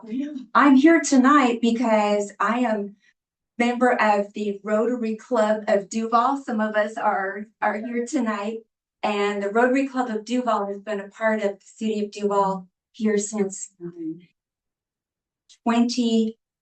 2004. Yes, 2004 is when we chartered here, and I am July 1st will become the district governor for Rotary District 5030, which encompasses the greater Seattle area. There are 2,000 Rotarians and about 50 clubs in our district. If you stand on top of the Seattle Space Needle and look in every direction, you could just about see the District 5030 here in Washington. So we would love any of you to come to our meetings, and we're always looking for a State of the Union speaker, and we will be inviting you. Oh, nice. Okay. Well, with that, I will read this proclamation. So whereas Rotary International is a global organization of community leaders dedicated to service above self, fostering goodwill and peace, and advancing understanding through humanitarian efforts. And whereas Rotary District 5030 encompasses more than 50 clubs throughout the Puget Sound region, uniting Rotarians in projects that improve lives both locally and globally. And whereas Patricia Chapman has been a distinguished member, director, and president of the Rotary Club of Duval, where she has dedicated years of service to strengthening community ties, supporting books for first graders, raising funds through the Hearts program, as well as the Beer and Wine Garden at Duval's Summer Stage for nonprofit organization grants and youth scholarships, and promoting the Rotary ideal of service above self. And whereas through her exemplary leadership, compassion, and commitment to service, Patricia Chapman has inspired countless Rotarians and community members to embrace service, fellowship, diversity, peace, and leadership. And whereas Patricia Chapman has now been selected to serve as district governor for Rotary District 5030, a recognition of her outstanding record of service and her vision for strengthening Rotary's impact in our region and beyond. Now, therefore, I, Amy McHenry, Mayor of the City of Duval, hereby proclaim April 15th, 2026 as Patricia Chapman Day. In the City of Duval, I encourage all residents to join me in recognizing Patricia Chapman for her extraordinary commitment to community service and leadership, and in celebrating her appointment as District Governor of Rotary District 5030. So say congratulations. And then we have a big version of this over you, and then maybe I'll move this, if council would like to come take sorry, I'm kind of moving this over. I know. I know, we just move it. I can't be safe. Yeah, I know. Hey. I know, yeah, I did not get to see that. Ice cream. Yeah, it's not too Well, late. actually, I think it's you and I. I their seats. Yeah, feel free to come over here too. You guys don't have to, if you want to get a better photo. Ready? 1, 2, 3. Thank you. You can. We're gonna let Kim, we're gonna let Kim take one. Don's not here. All right. Good, everyone. Nice. You're fantastic. Thank you. And are you good? You got yours that you wanted? Yeah. Yeah, Okay. yeah. All right. Well, thank you again. Oh, thank Nice you to see you. very much. Thank you. Have a good night. Congratulations, well. Thank you very much. Thank you very much. Thank you. All right.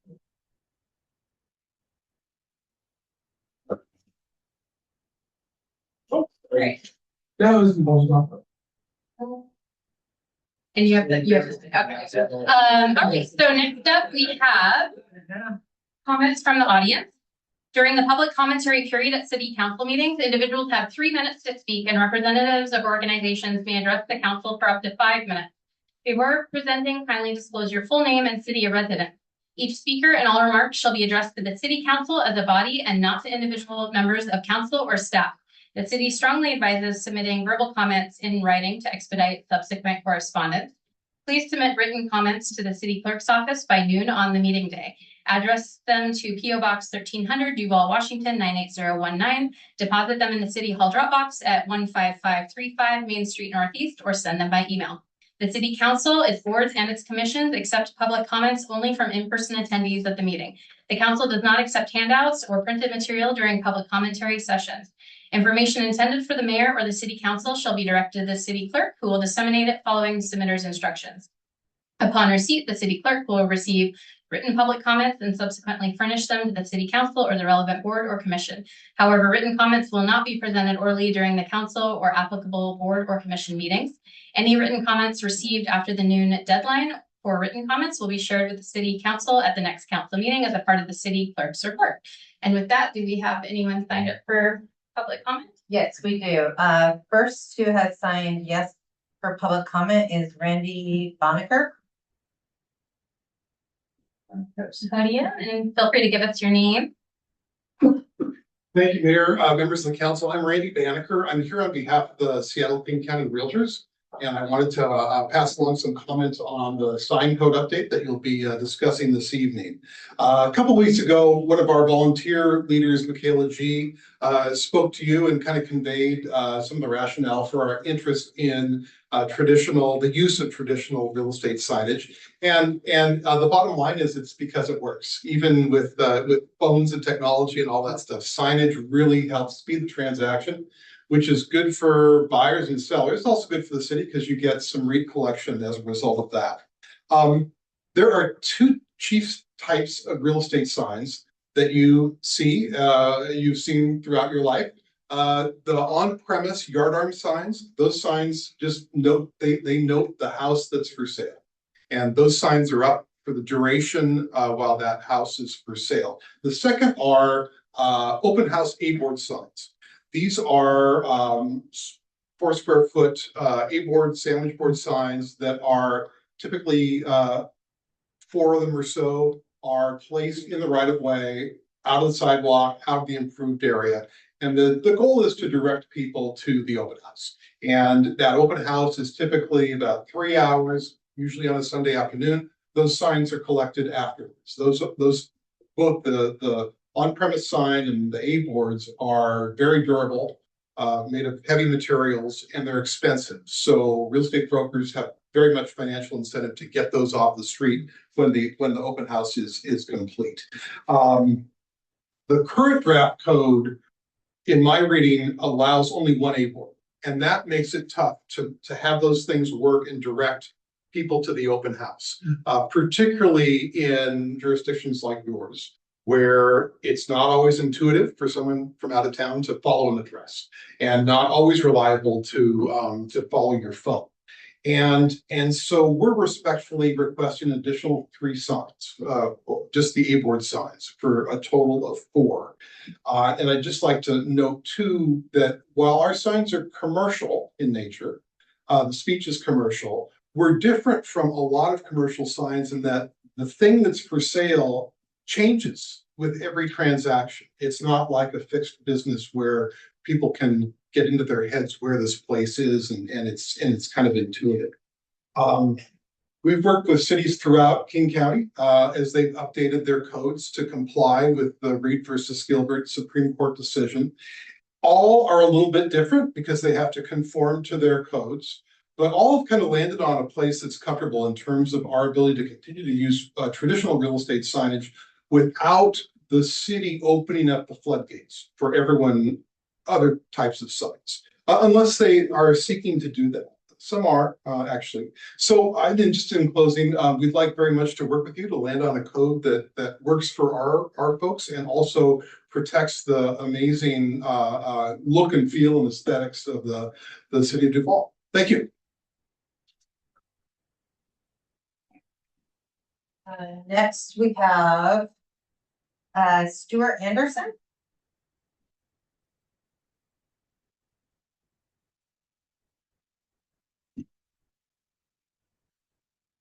Good evening.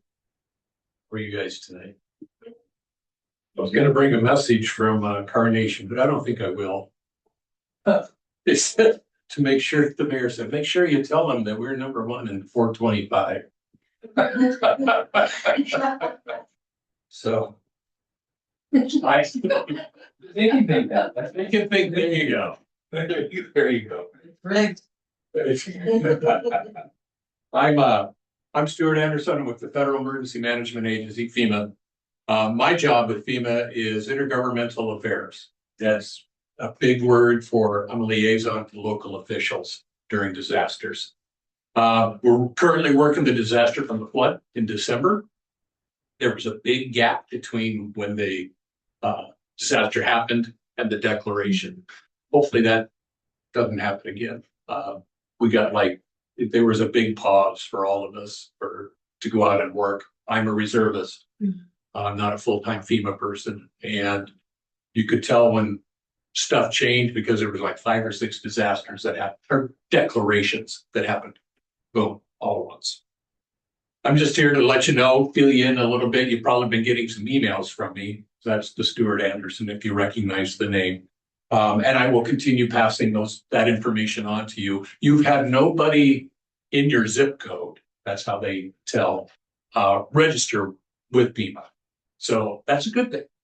Now, it could be a bad thing too. By bad, I mean, somebody could have had damages. It's been so long, they repaired and they're moved on, which is good. That's what we like to see. But they're still eligible to register and possibly get reimbursed for some of their uninsured expenses. So we still encourage that. Some quick numbers, just so you folks know, we've had 1,400, little over 1,400 folks survivors register with FEMA.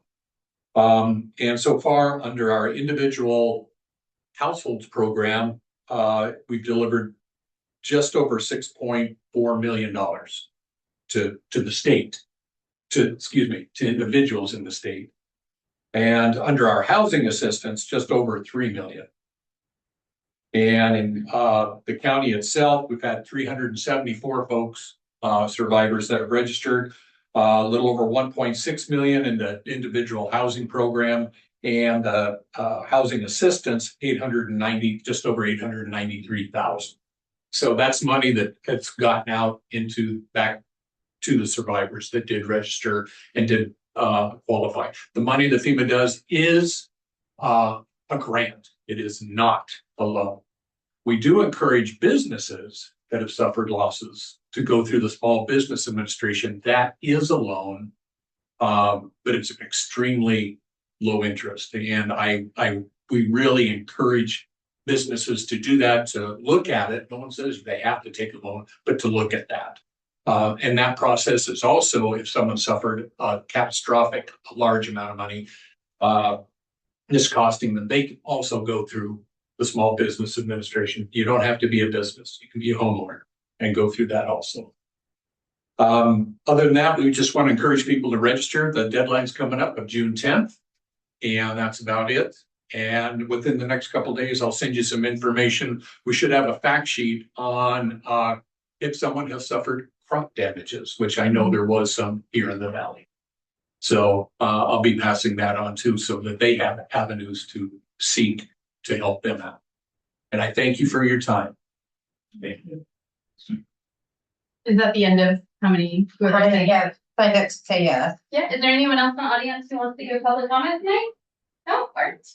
So with that, we will move on to our consent agenda. Is there anyone who wants to make a motion to approve the consent agenda? So. Second. Okay, it's been moved and seconded to approve the consent agenda tonight. All those in favor say aye. All those, sorry, I keep forgetting about the delay. All those opposed say no. All right, consent agenda passes. Under scheduled items, the mayor's report and city administrator's update, we got done during the committee of the whole earlier. So next, council reports. Are there any council members who have reports? Councilmember Olin, go ahead. You have one, thank you. So I attended a housing academy for elected leaders at the Puget Sound Regional Council building last Friday, and I just wanted to give, it was a full day academy, and so I just wanted to give some of my key takeaways from that, share the information, and then also there's one potential action item at the end of that I'll share.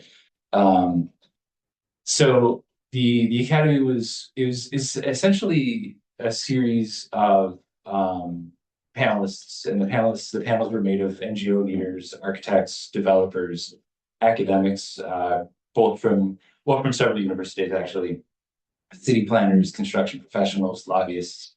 So some of the key takeaways that, generally speaking, supply helps solve demand, right? Key market characteristics. Rarely do you have areas where you have many empty homes and homeless folks at the same time. That just tends to be. It also happens that you see, you don't typically see a homeless issue in areas of greater affluence.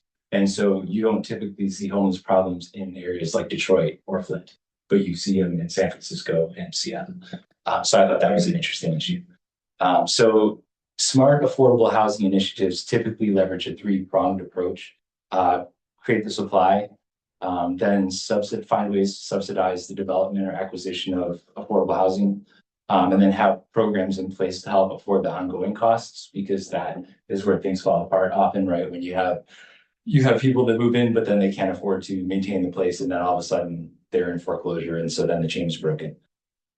So then the next issue that arose was they talked about climate and how climate is also a housing problem. So both earth and housing sequester carbon. And so anytime you dig a hole in the ground, you're releasing sequestered carbon. So the fewer holes that you dig, the less carbon that's released. Also, the types of materials that you use have different carbon impacts. And so, for example, wood, when you're building with wood, you're going to actually sequester more carbon than you are if you're going to build with concrete.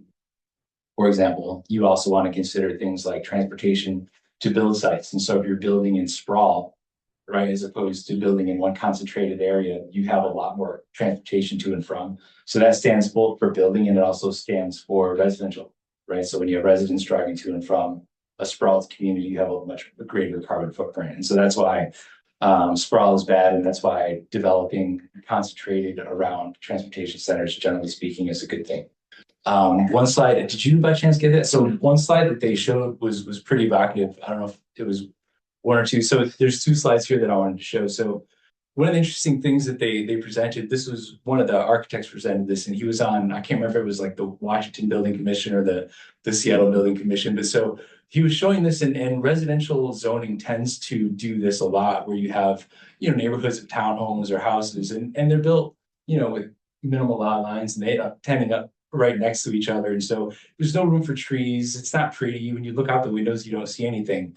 But instead, if you go to the next slide, if you look at an alternate kind of zoning, what they call perimeter block zoning, you essentially in these two slides, so the one on the left is the one you just saw, but on the right, they essentially have the same amount of residents and they're using the same amount of land. But by changing the structure, now instead of having little gaps between every building, by combining all of these gaps into larger areas, now you have trees and courtyards and common space. And so really this is just a function of zoning that allows for, now you have a greater canopy, you've got greater common areas, et cetera. And so this is where, again, this is where zoning can help with community feel, with environmental design, et cetera. So that kind of opened my eyes just thinking about how, you know, same amount of residents, same amount of land, different impact. So I wanted to share that slide. So that was pretty interesting. And then let's see, kind of the last main topic they talked about a lot was offsite development. And so this is kind of manufactured development, prefab kind of stuff. So this is increasingly popular in other places, but it's not really in Washington State. So you have 2D fabrication where they build components, you know, they might build walls or roofs or things like that, or a bathroom, or 3D, you know, development where it's like full rooms and full components, and then they ship them in. So the supply chain in Washington is pretty minimal. They just don't have that here yet, but they're working on it. But in other places where it's a lot more prevalent, by the time they've been doing it a lot, I mean, there's a company in Japan right now, I guess, that you can essentially build a completely almost custom house where you can pick, I want this kind of bathroom and I want this kind of living room, and it's, you know, these colors and these amenities, and they essentially can piece it together, but it's all, you know, it's all 3D developed offsite, and they just ship it in. And when you do this kind of offsite fabrication, offsite development, a couple things happen. I mean, one, the project can go up a lot faster, right? So you cut down from weeks and months and years of development from years to weeks rather. That's one thing. But the other thing is you get the benefits of what we had out of the Industrial Revolution. You can build, you know, at and above code standards because it's replicable and it's done in a factory. So you get these kind of manufacturing benefits, repeatable manufacturing benefits, rather than, and then you don't have the scope creep that occurs on site. So anyway, just, it seems to be a much better thing. We just don't have it here at scale yet because we don't have the infrastructure. And so at higher levels of government, that was one of their pleas, was they're trying to get higher levels of government to help us build in these, you know, where can they locate these facilities and how can they integrate that into our supply chain.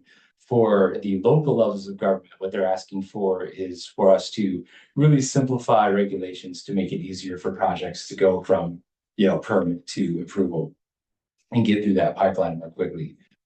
So that was kind of the summary, but the one item that I think translates potentially into action for us, and I don't know if this ends up being mayor, I don't know if this is staff, I don't know if this is council, but I wanted to mention. So Patience Malaba from the Housing Development Coalition was there, and she also came to the SCA PIC meeting last Wednesday. She's working right now on developing a levy in association with the county to and I don't recall if that was, I don't know, you may remember if that was for 2026 or 2027. Yeah, they want to create sort of further out on the horizon. They're just in the early stages of creating a new levy for the county because they want to start helping to afford affordable housing, and it's to help subsidize and things like that. And so, you know, I don't know if that's going to turn into something like this transportation district levy or taxes. And so, you know, so for us to begin lobbying now, and either working with her, or working with the county on that, so we have a seat at the table in shaping what that looks like and the impact to that on Duval, and whether we create that as a pass through and, you know, lobby for that, or whether how we opt into or out of that, or just how to help shape that. It's in its very early formation stages now, and so I think there's an action item there to be at the table so we don't get the short end of the stick, kind of as we did with parks a couple of years ago. So that was the net result of attending the housing. Thank you. Yeah. And I think since we're working on our priorities, that's a potential one to discuss when we bring that back. I think you're right. The earlier you start looking at what you would like to see, knowing that regardless coming forward. Same with the, transportation district. It's just making sure we try to, advocate for what we'd like to see in it early on. So that's a really good point. And I think I see our city administrator taking notes. So you'll probably see that come up again for the priorities conversation. Other council reports, Councilmember Hernandez. So at the committee of the whole, I've made a mention of a friend who's willing to, who would possibly be willing to share their experiences being unhoused for several years. I heard back from them between the break. They are willing to speak with you all one-on-one. I believe that it would probably be best that you just contact me and I will get you in contact with them if you are interested. This person lived several years unhoused in a different state. They're currently a resident of Duval. They've picked themselves up. They are fairly known to us in town. That said, they are willing to speak with you all about the lived experience of what it's like to be unhoused for an extended period. Thank you. And if there's an interest or if it's a size of group comfort level, we could do small groups of council members to minimize how many times it, if they're fine with a slightly more than one-on-one experience, but we can figure out those logistics offline if you'd like. They did mention that the only limit was that they didn't want to do it in council. Yes, that's understandable. So yeah, but we could do that. We could arrange, because that wouldn't hit the forum, and just have smaller, like 2 to 3 people depending, and get some dates that they're available and see who else is available then. So please contact me if you're interested. I will get you in touch with them and I'll coordinate with City Administrator McNabb to see about making sure we don't. Yeah, great. Great. Other council reports? Councilmember Kozlowski? Yeah, I did the East Side Transportation Partnership, the first meeting I joined on was the 8th. It was entirely about FIFA, so less relevant for us. In fact, no action items for us on it. I believe that was interesting is there was quite a bit of debate about the bus schedules, and Bothell actually sent in a letter disagreement, but ultimately signed on. But this, and FYI, but nothing for us at this time. FIFA is probably going to be the topic for quite some time. Yeah.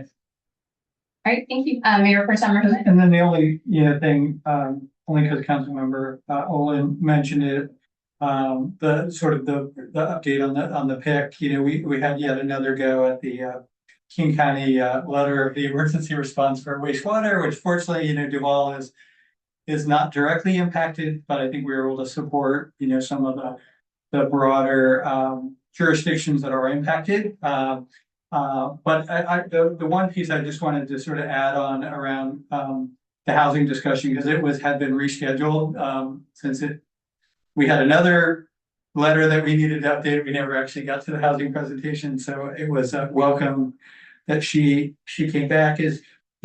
And I wanted to sort of reiterate something I think that was said is this is in the early formation. It is actually targeted at sort of a group that we don't typically talk about because, we talk about the 80, the 60%. This is really the 15, the 30%, which is the focus. But I think the other thing that came through is an acknowledgement that we've often put forward is that every city is a little different in terms of its challenges. And I think it's an opportunity for Duval to, and or the broader valley to advocate, the challenges around services and transportation and infrastructure, in addition to, just, participating in a broader discussion. So I think that's one of the things that always makes us a little less attractive. Simply, some of these projects don't pencil in if you don't also have the infrastructure and the density.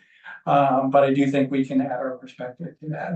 And it's not imminent. I think they're also, Seattle already has a housing levy in place, and they wanted to structure in a way that it would supplement but not override. But I think at the same time, everyone is very cognizant of the fatigue around levies and the timing of some of these, but also this is obviously a priority for the King County executive, and then just the supply demand imbalance that as a nation we're working through right now. And I think to your broader point, until we actually have more supply, the prices remain high, and then you add on the geographic challenges we have of our region, it makes it that much better. Thank you. Other council reports? No? Okay, thank you all. Next up, we're on to existing business, and we have proposed amendment to DMC 14.50, which is signs, with Director Beatty, Director of Community and Economic Development, and our City Administrator McNabb. Good evening, everybody. I'm Earl Beatty, Director of Community and Economic Development, and we're here to talk about the sign code updates. You now have the red lines available to you. And this work, I'm really just swooping in at the end. Administrator McNabb and others worked very hard to get it where it is now. So let's give credit where credit is due. So just to gong, need a gong. Next slide, please. So we are here because we do not want to be violating the First Amendment. There are regulations in place today that ask what type of message are you going to have, and then I'll tell you how big it can be and where it can be, and that violates the First Amendment.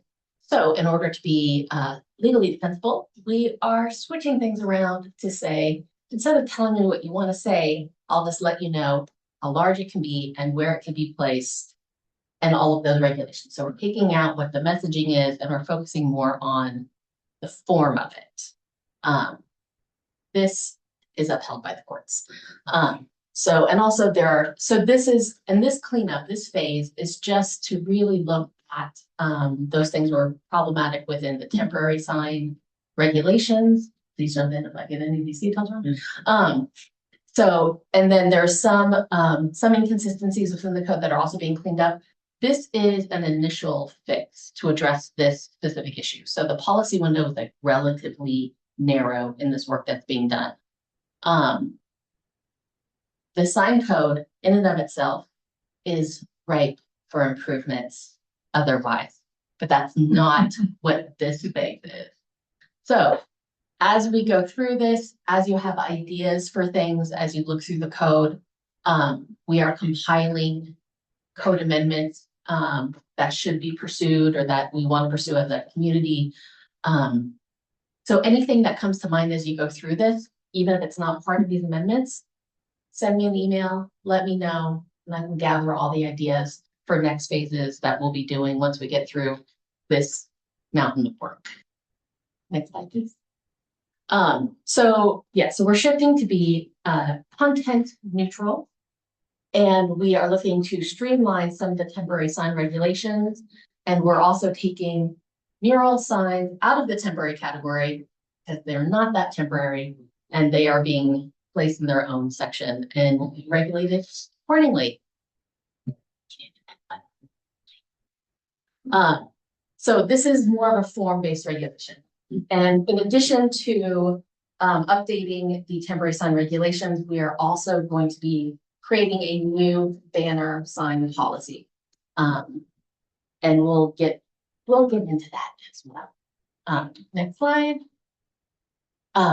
So we want to be more user-friendly. That's kind of a low bar at this point, but it's where we're at. And then also trying to restructure it instead of having lots of heavy text, having some images, make it more understandable, easier to know what we're talking about, easier to figure out what applies to the type of sign that a business, a real estate agent, a community group, a school, whomever wants to do.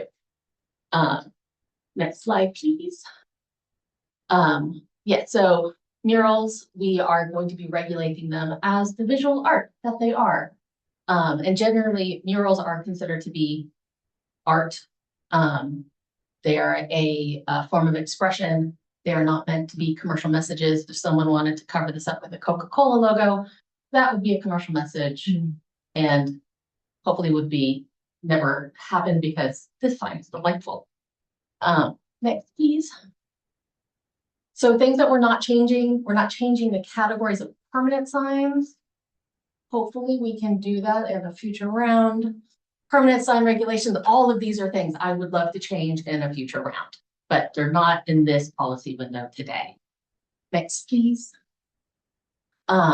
So we did take the discussion of the banner policy to Planning Commission. We gave them examples of other small cities banner policies, Santa Clara, California, Portland, Maine, and Tumwater. And there was a matrix kind of indicating what aspects of them were sort of shared amongst the different policies into a matrix, so it's easier to like pull out what was in what. And then we asked Planning Commission if you could give us feedback on of these components of a policy, what do you think should be in Duval's? So that was feedback that we got from them. Next slide, please.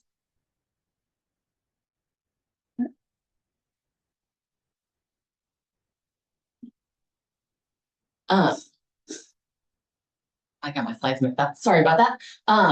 So for future phases, all of the regulations, all the processing, the design review requirements, there are signs that have to be approved by Planning Commission right now.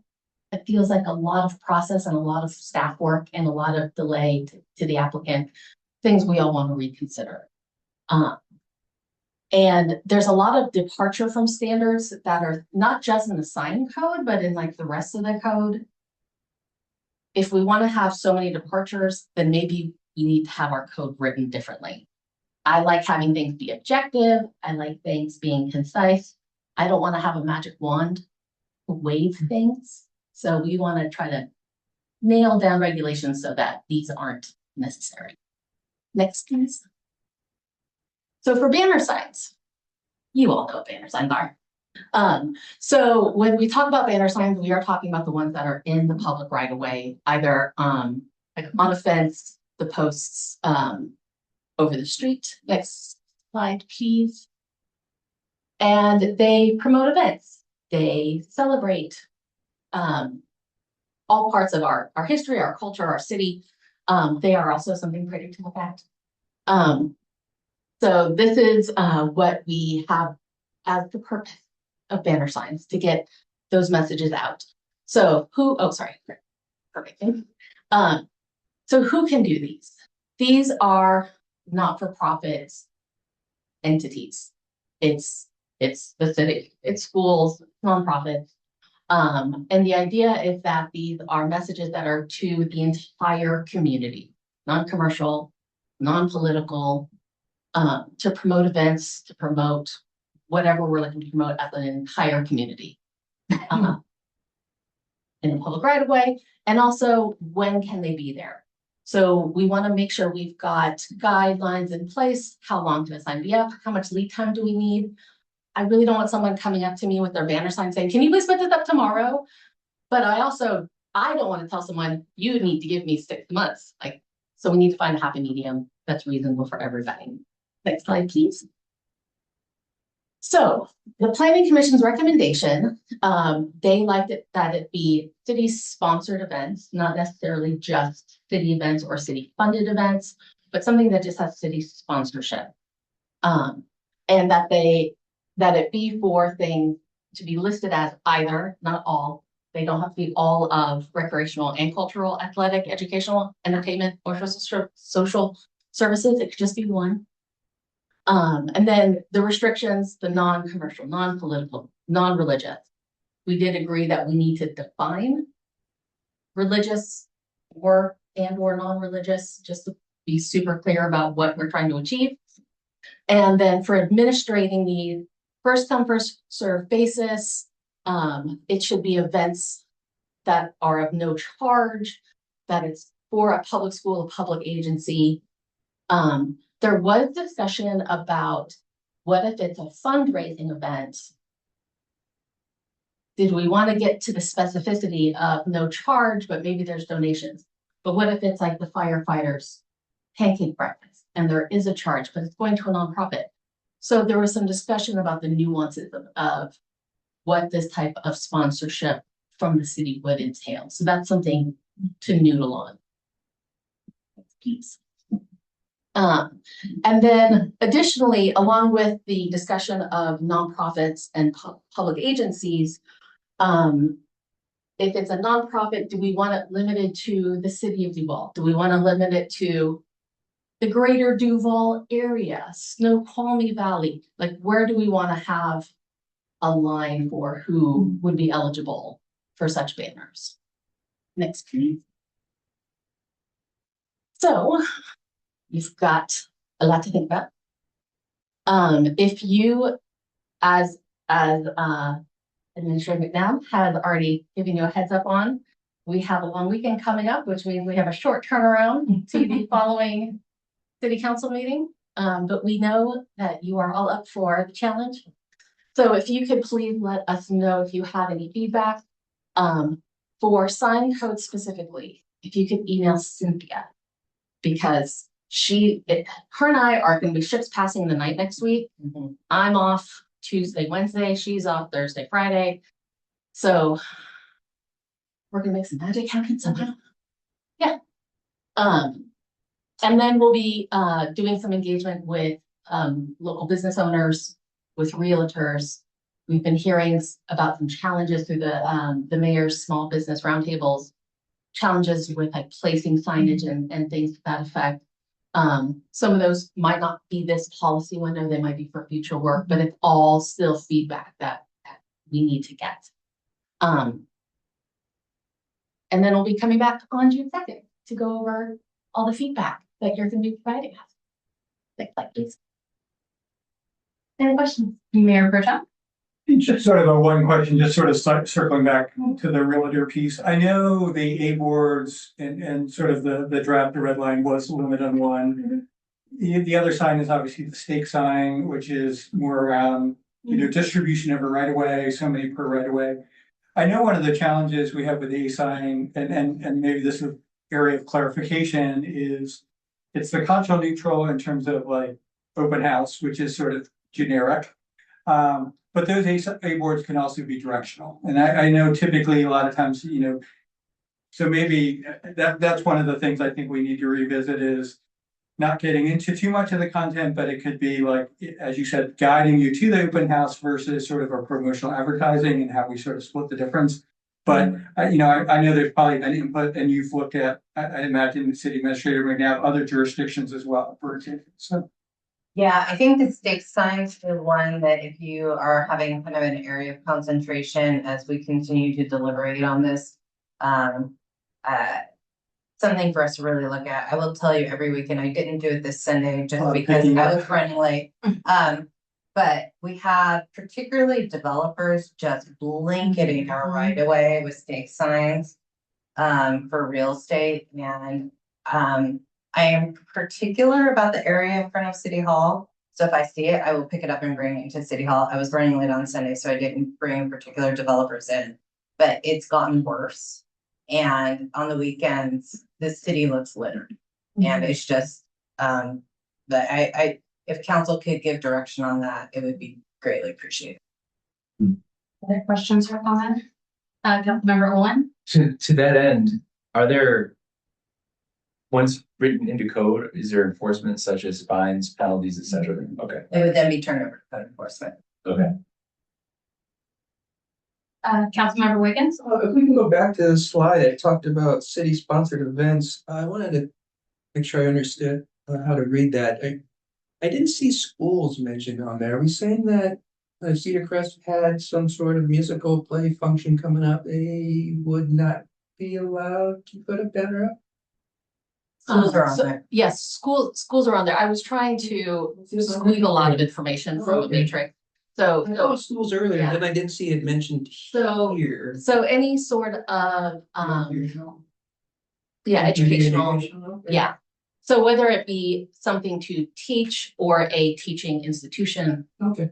That broad umbrella of educational. Anyone else have questions before I go back to Councilmember Olin?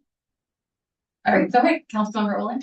Yeah, in the same slide, I wondered when I saw non-religious, is the Holly Fest religious? And would that then be excluded from banners? It's kind of city sponsored, but also religious kind of. So I think that's an area where we have to do kind of some thoughtful approaches and look at other examples. So what is religious and then what is a city sponsored event of a religious event? So one of the public information sessions that we want to have is with our, I think, religious institutions and nonprofit as we get closer to what our final approach is gonna be.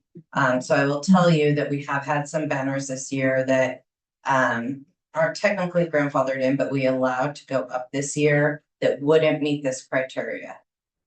They weren't necessarily open to the public. They weren't offering an event.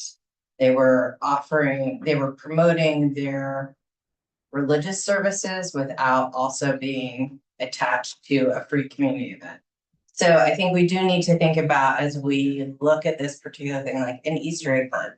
It's a promotion of an Easter egg hunt that's free to the entire community on city property, religious. Is a holy festival that was on city property, sponsored by the city, is that religious? As opposed to a banner that promoted the religious services inside a church with no attached city event to it. So I think those are the nuances that we're gonna have to think about as we finalize this specific section of a banner policy. I would just say really quick, if you want that feedback, I do have the faith leaders round table. That would be a great topic to bring before them when you're ready for that. Other comments or questions?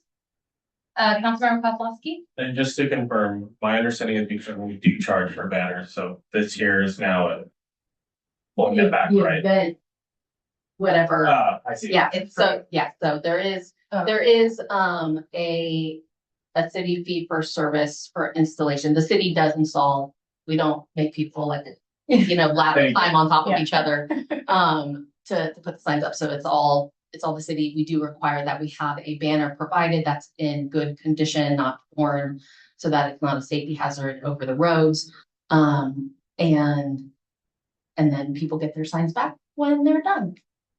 Yeah, the banner fee charge right now is $250. Mayor Pro-Tem? And just one, it's sort of a reminder, because I think it came up the first touch, just in terms of clarifying the banner sign policy. I think there was a question raised like, could a religious institution have a banner on the side of their building promoting a religious service? Just to remind council of that. And I think the answer to that was yes, because that was on private property. So that this would specifically be the banners over the street, the post, the signpost, the things of the Rotary Club events, things of that sort. But just to ask if you could just clarify that piece. I spent a lot of time on banners. So because we want to maintain content neutrality, the banner section only relates to city speech. And city speech is on city-owned facilities. So it is our banners, our light poles, and that's basically it. Our banners, overhead banners, the little banners that are on what that bump out is. I can't remember what we call that. Look, Rosenbach corner. The one in front of Safeway, and then the one here at the bridge, the overhead banners and our light poles. Everything else has to be content neutral. So if a religious institution wanted to promote their services on a fence that the city doesn't maintain, that has to be content neutral speech. It's only the speech that goes up on the city-owned facilities. Yeah, but I think the point I was, I guess, trying to make was just because we put some guardrails on what's put on city property doesn't necessarily mean that some of the religious institutions couldn't promote their events. And so Yeah, so any religious use, any commercial use, any industrial use, they would have the ability to utilize the temporary sign regulations, where you could have a banner, you could have your grand opening, on their you could have property. your Easter mass service, whatever it is. So separate regulation. Thank you. Great. Other questions or comments from council? Okay. Seeing none, we'll move on to new business, and we have Agenda Bill 26-45, Economic Development and Tourism Grant Awards.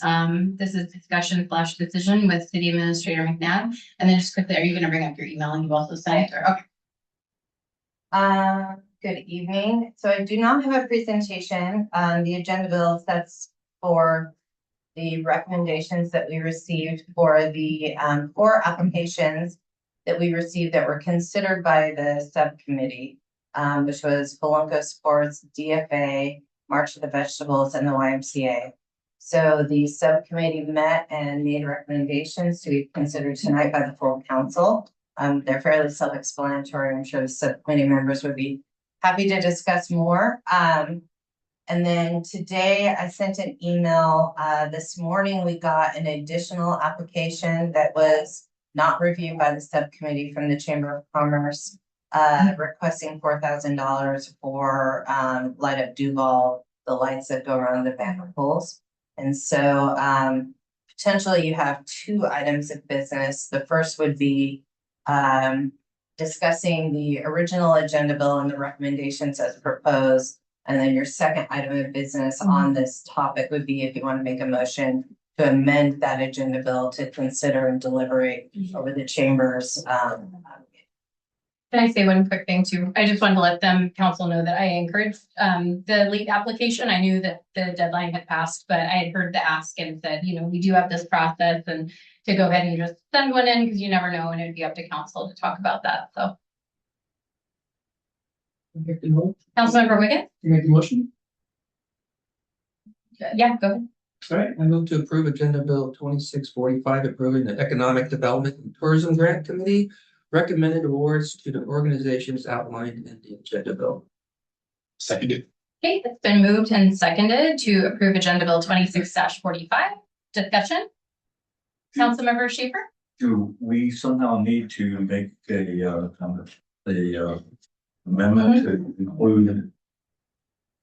I believe under the current motion, they could discuss it, or do they need to make an amendment to discuss that potential? You would make an amendment to the original motion to if you want to add the Department of, or to the Chamber of Commerce to the requested grants, then you would deliberate it, vote on the amendment, and then go back to vote on the original motion. Or you could do a separate Or motion. you could just do it separately. Yeah. Okay, well, I'm gonna go the amendment route, so I propose an amendment to add the Chamber of Commerce requests related to lights for Light Up Duval. Second. Okay, it's been moved and seconded to consider adding the Chamber of Commerce request for Light Up Duval to the current motion. Now's a good time for discussion. Did you want to speak to your motion, Councilmember Schaefer? I guess I do, thank you. Let's see, so I think the request was for $4,000, is that correct? So I haven't deliberated on the exact amount. I don't know if that covers all the lights or a portion of the lights. But as we all know, the Light Up Duval event is pretty big here in Duval. I think it's appreciated by people who live here, certainly appreciated by people who drive through Duval.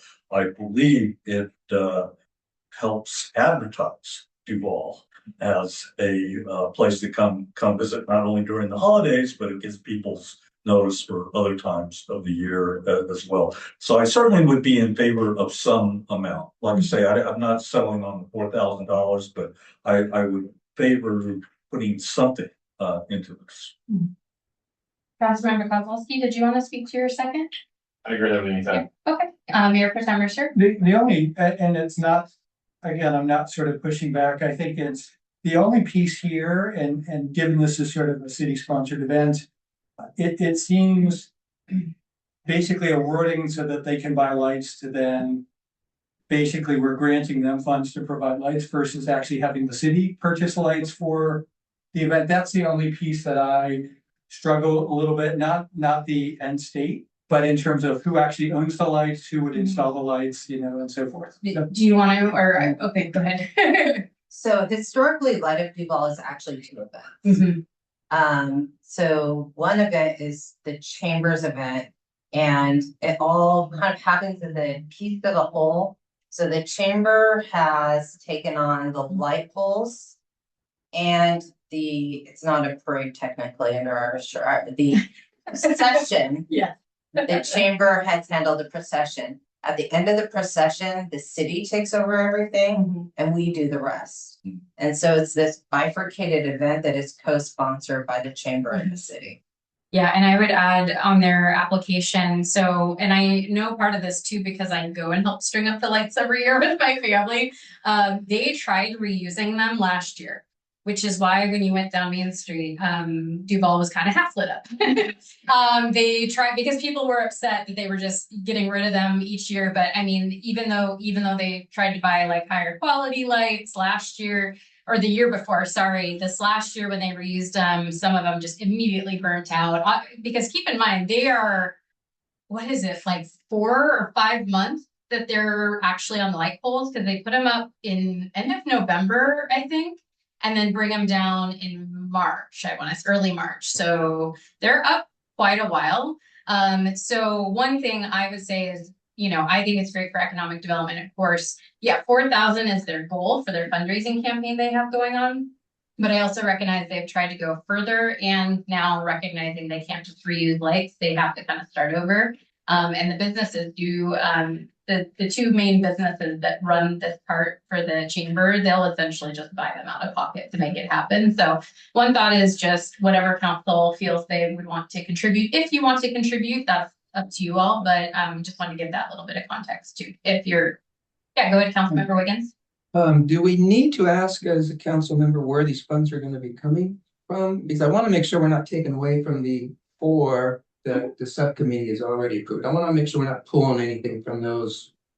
This hasn't been allocated yet, any funds? Yeah, go ahead. So nothing is funded in the biennial budget. So the way this program works is if there are any monies that are granted to any requesting agency, we have to make a budget amendment for them and draw them out of a existing budget.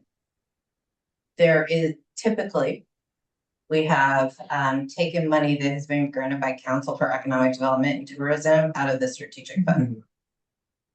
Go ahead, Councilmember Kozlowski. One other thing to add on is within the subcommittee and in the stuff that is presented in the packet, one of the things we try to not do is to also just give a blank check. So what you'll see in some of the stuff is actually waiving fees.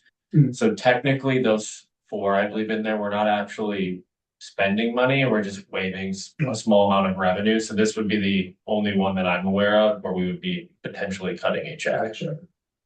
Councilmember Hernandez, and then Olin, and then we'll go back to Wiggins.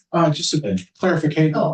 Okay, go ahead, sorry. Just a real quick clarification. If we accept this motion, are we accepting the chamber's request just as is without any deliberation?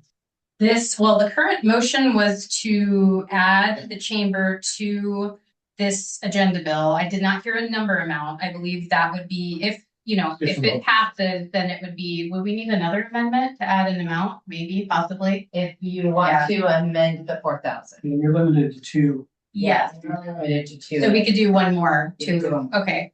So by default, the current proposed amendment is the 4,000, even though it was not stated. Yes. Okay. And a council member could make a second amendment, which would be the last amendment, to propose a different amount.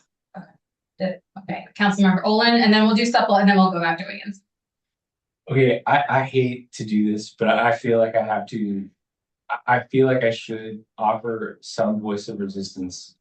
I love Duval, first of all. It's one of my favorite things. I love driving into Duval at night. It's beautiful. I love it. I want friends to visit me so I can add that time of year, drive in and see it. I love it. I love it. So my conscientious objection to this is a couple-fold. One, they didn't even initially ask for it, right? This was an add-on after the application had closed. They were encouraged, hey, but if you want, so then they came in after the fact to ask for money that we had no budget for, that we weren't allocating. Can I just really quick, the timeline was when I attended the chamber meeting back in February or March, the board meeting, they had asked, could the city contribute to this at all, as they were discussing? And so I sent a follow-up email that I don't believe got to the people running that part of the event. So there was a big time lag. And at that point I had said, hey, you should all apply. There's this thing coming up, but then there's days before that deadline. And so then even after it had passed, I followed up saying, I realized quickly after another few weeks that the other people had not gotten it from the admins. So I just said, hey, it's passed, but you could still apply if you wanted to. So anyway, sorry, I just wanted to play up. But yeah, totally good point. Yeah. From a logistics point of view, they did miss the application deadline. So bureaucratically, they missed that one. So that's one element. Another element is that my understanding is that generally speaking, when we offer this grant, one of the requests for this grant is that it's in hopes of generating new programming, not funding recurring something, right? The idea is that it's going to launch something new that will come in that ultimately itself will become self-sustainable. And this is not that. This is buying lights that they use every year.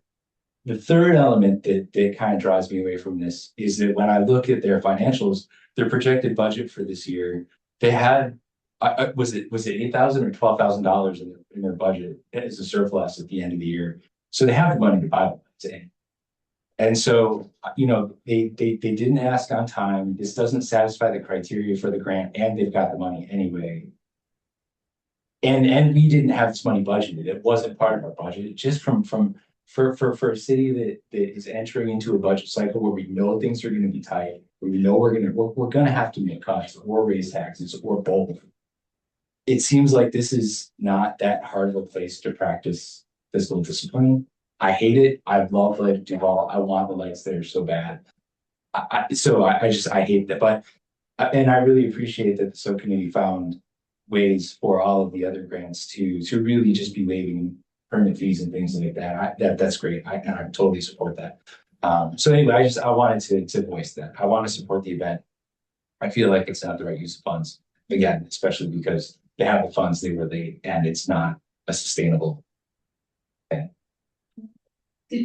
I wanted the one point, there are some elements now, because originally you're right, that's what it started as, was just seed money, but we're also using it now to track those in kind. So that would be the only part that is recurring, I would say, is we're encouraging our nonprofits to apply for it to show, oh, we want this fee waiver, just to make sure we're tracking it all. So that would be the only piece of it, though, that I would say is recurring, like sandblast, things like that are things that do come up every year. But yeah.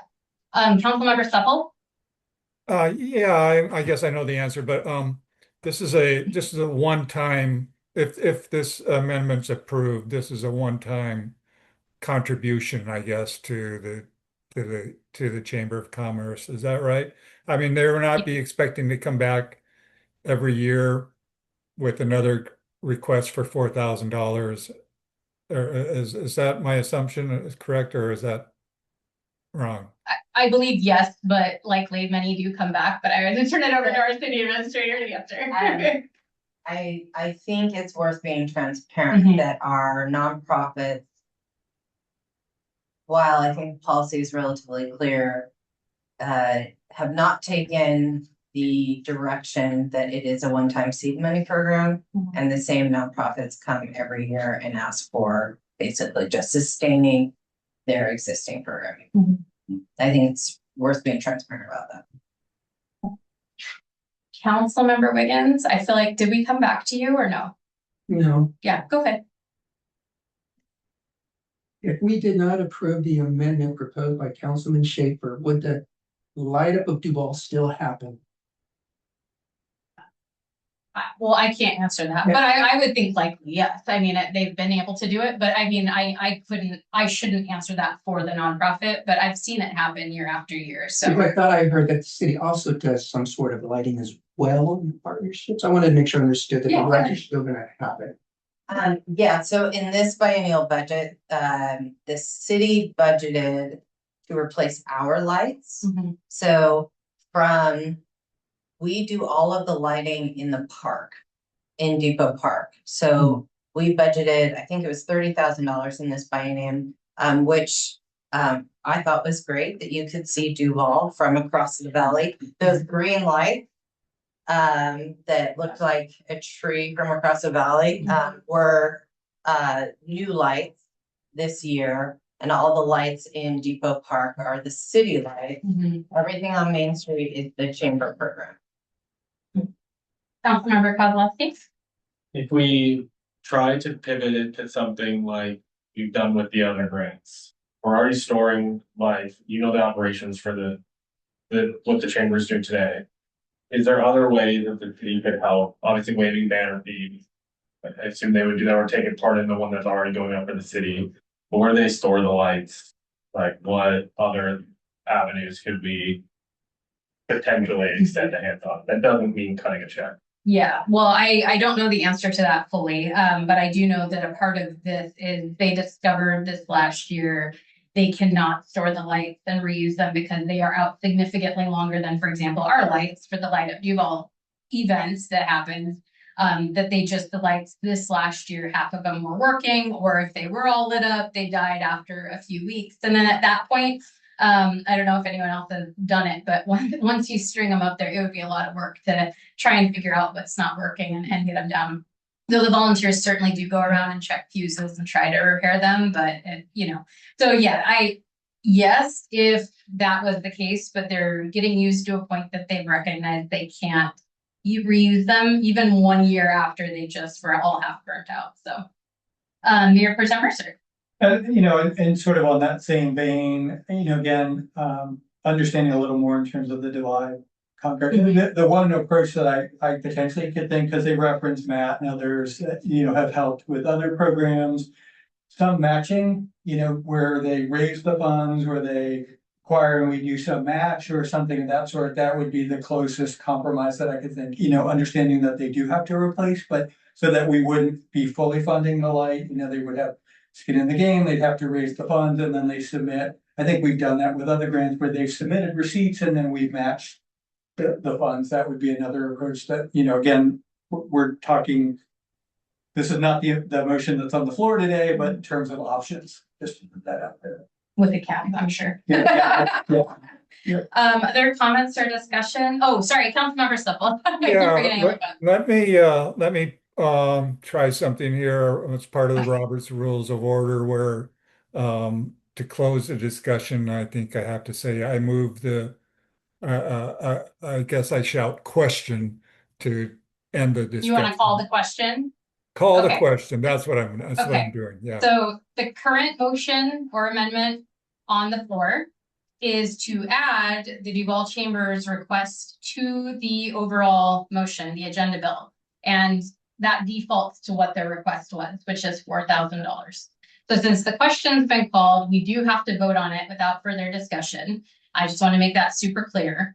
After we vote on this amendment, does that question, sorry, this is a Robert's Rules question, I don't know if you know, but does that descend down through all the ranks of where we're at, or is that only applicable to the current amendment?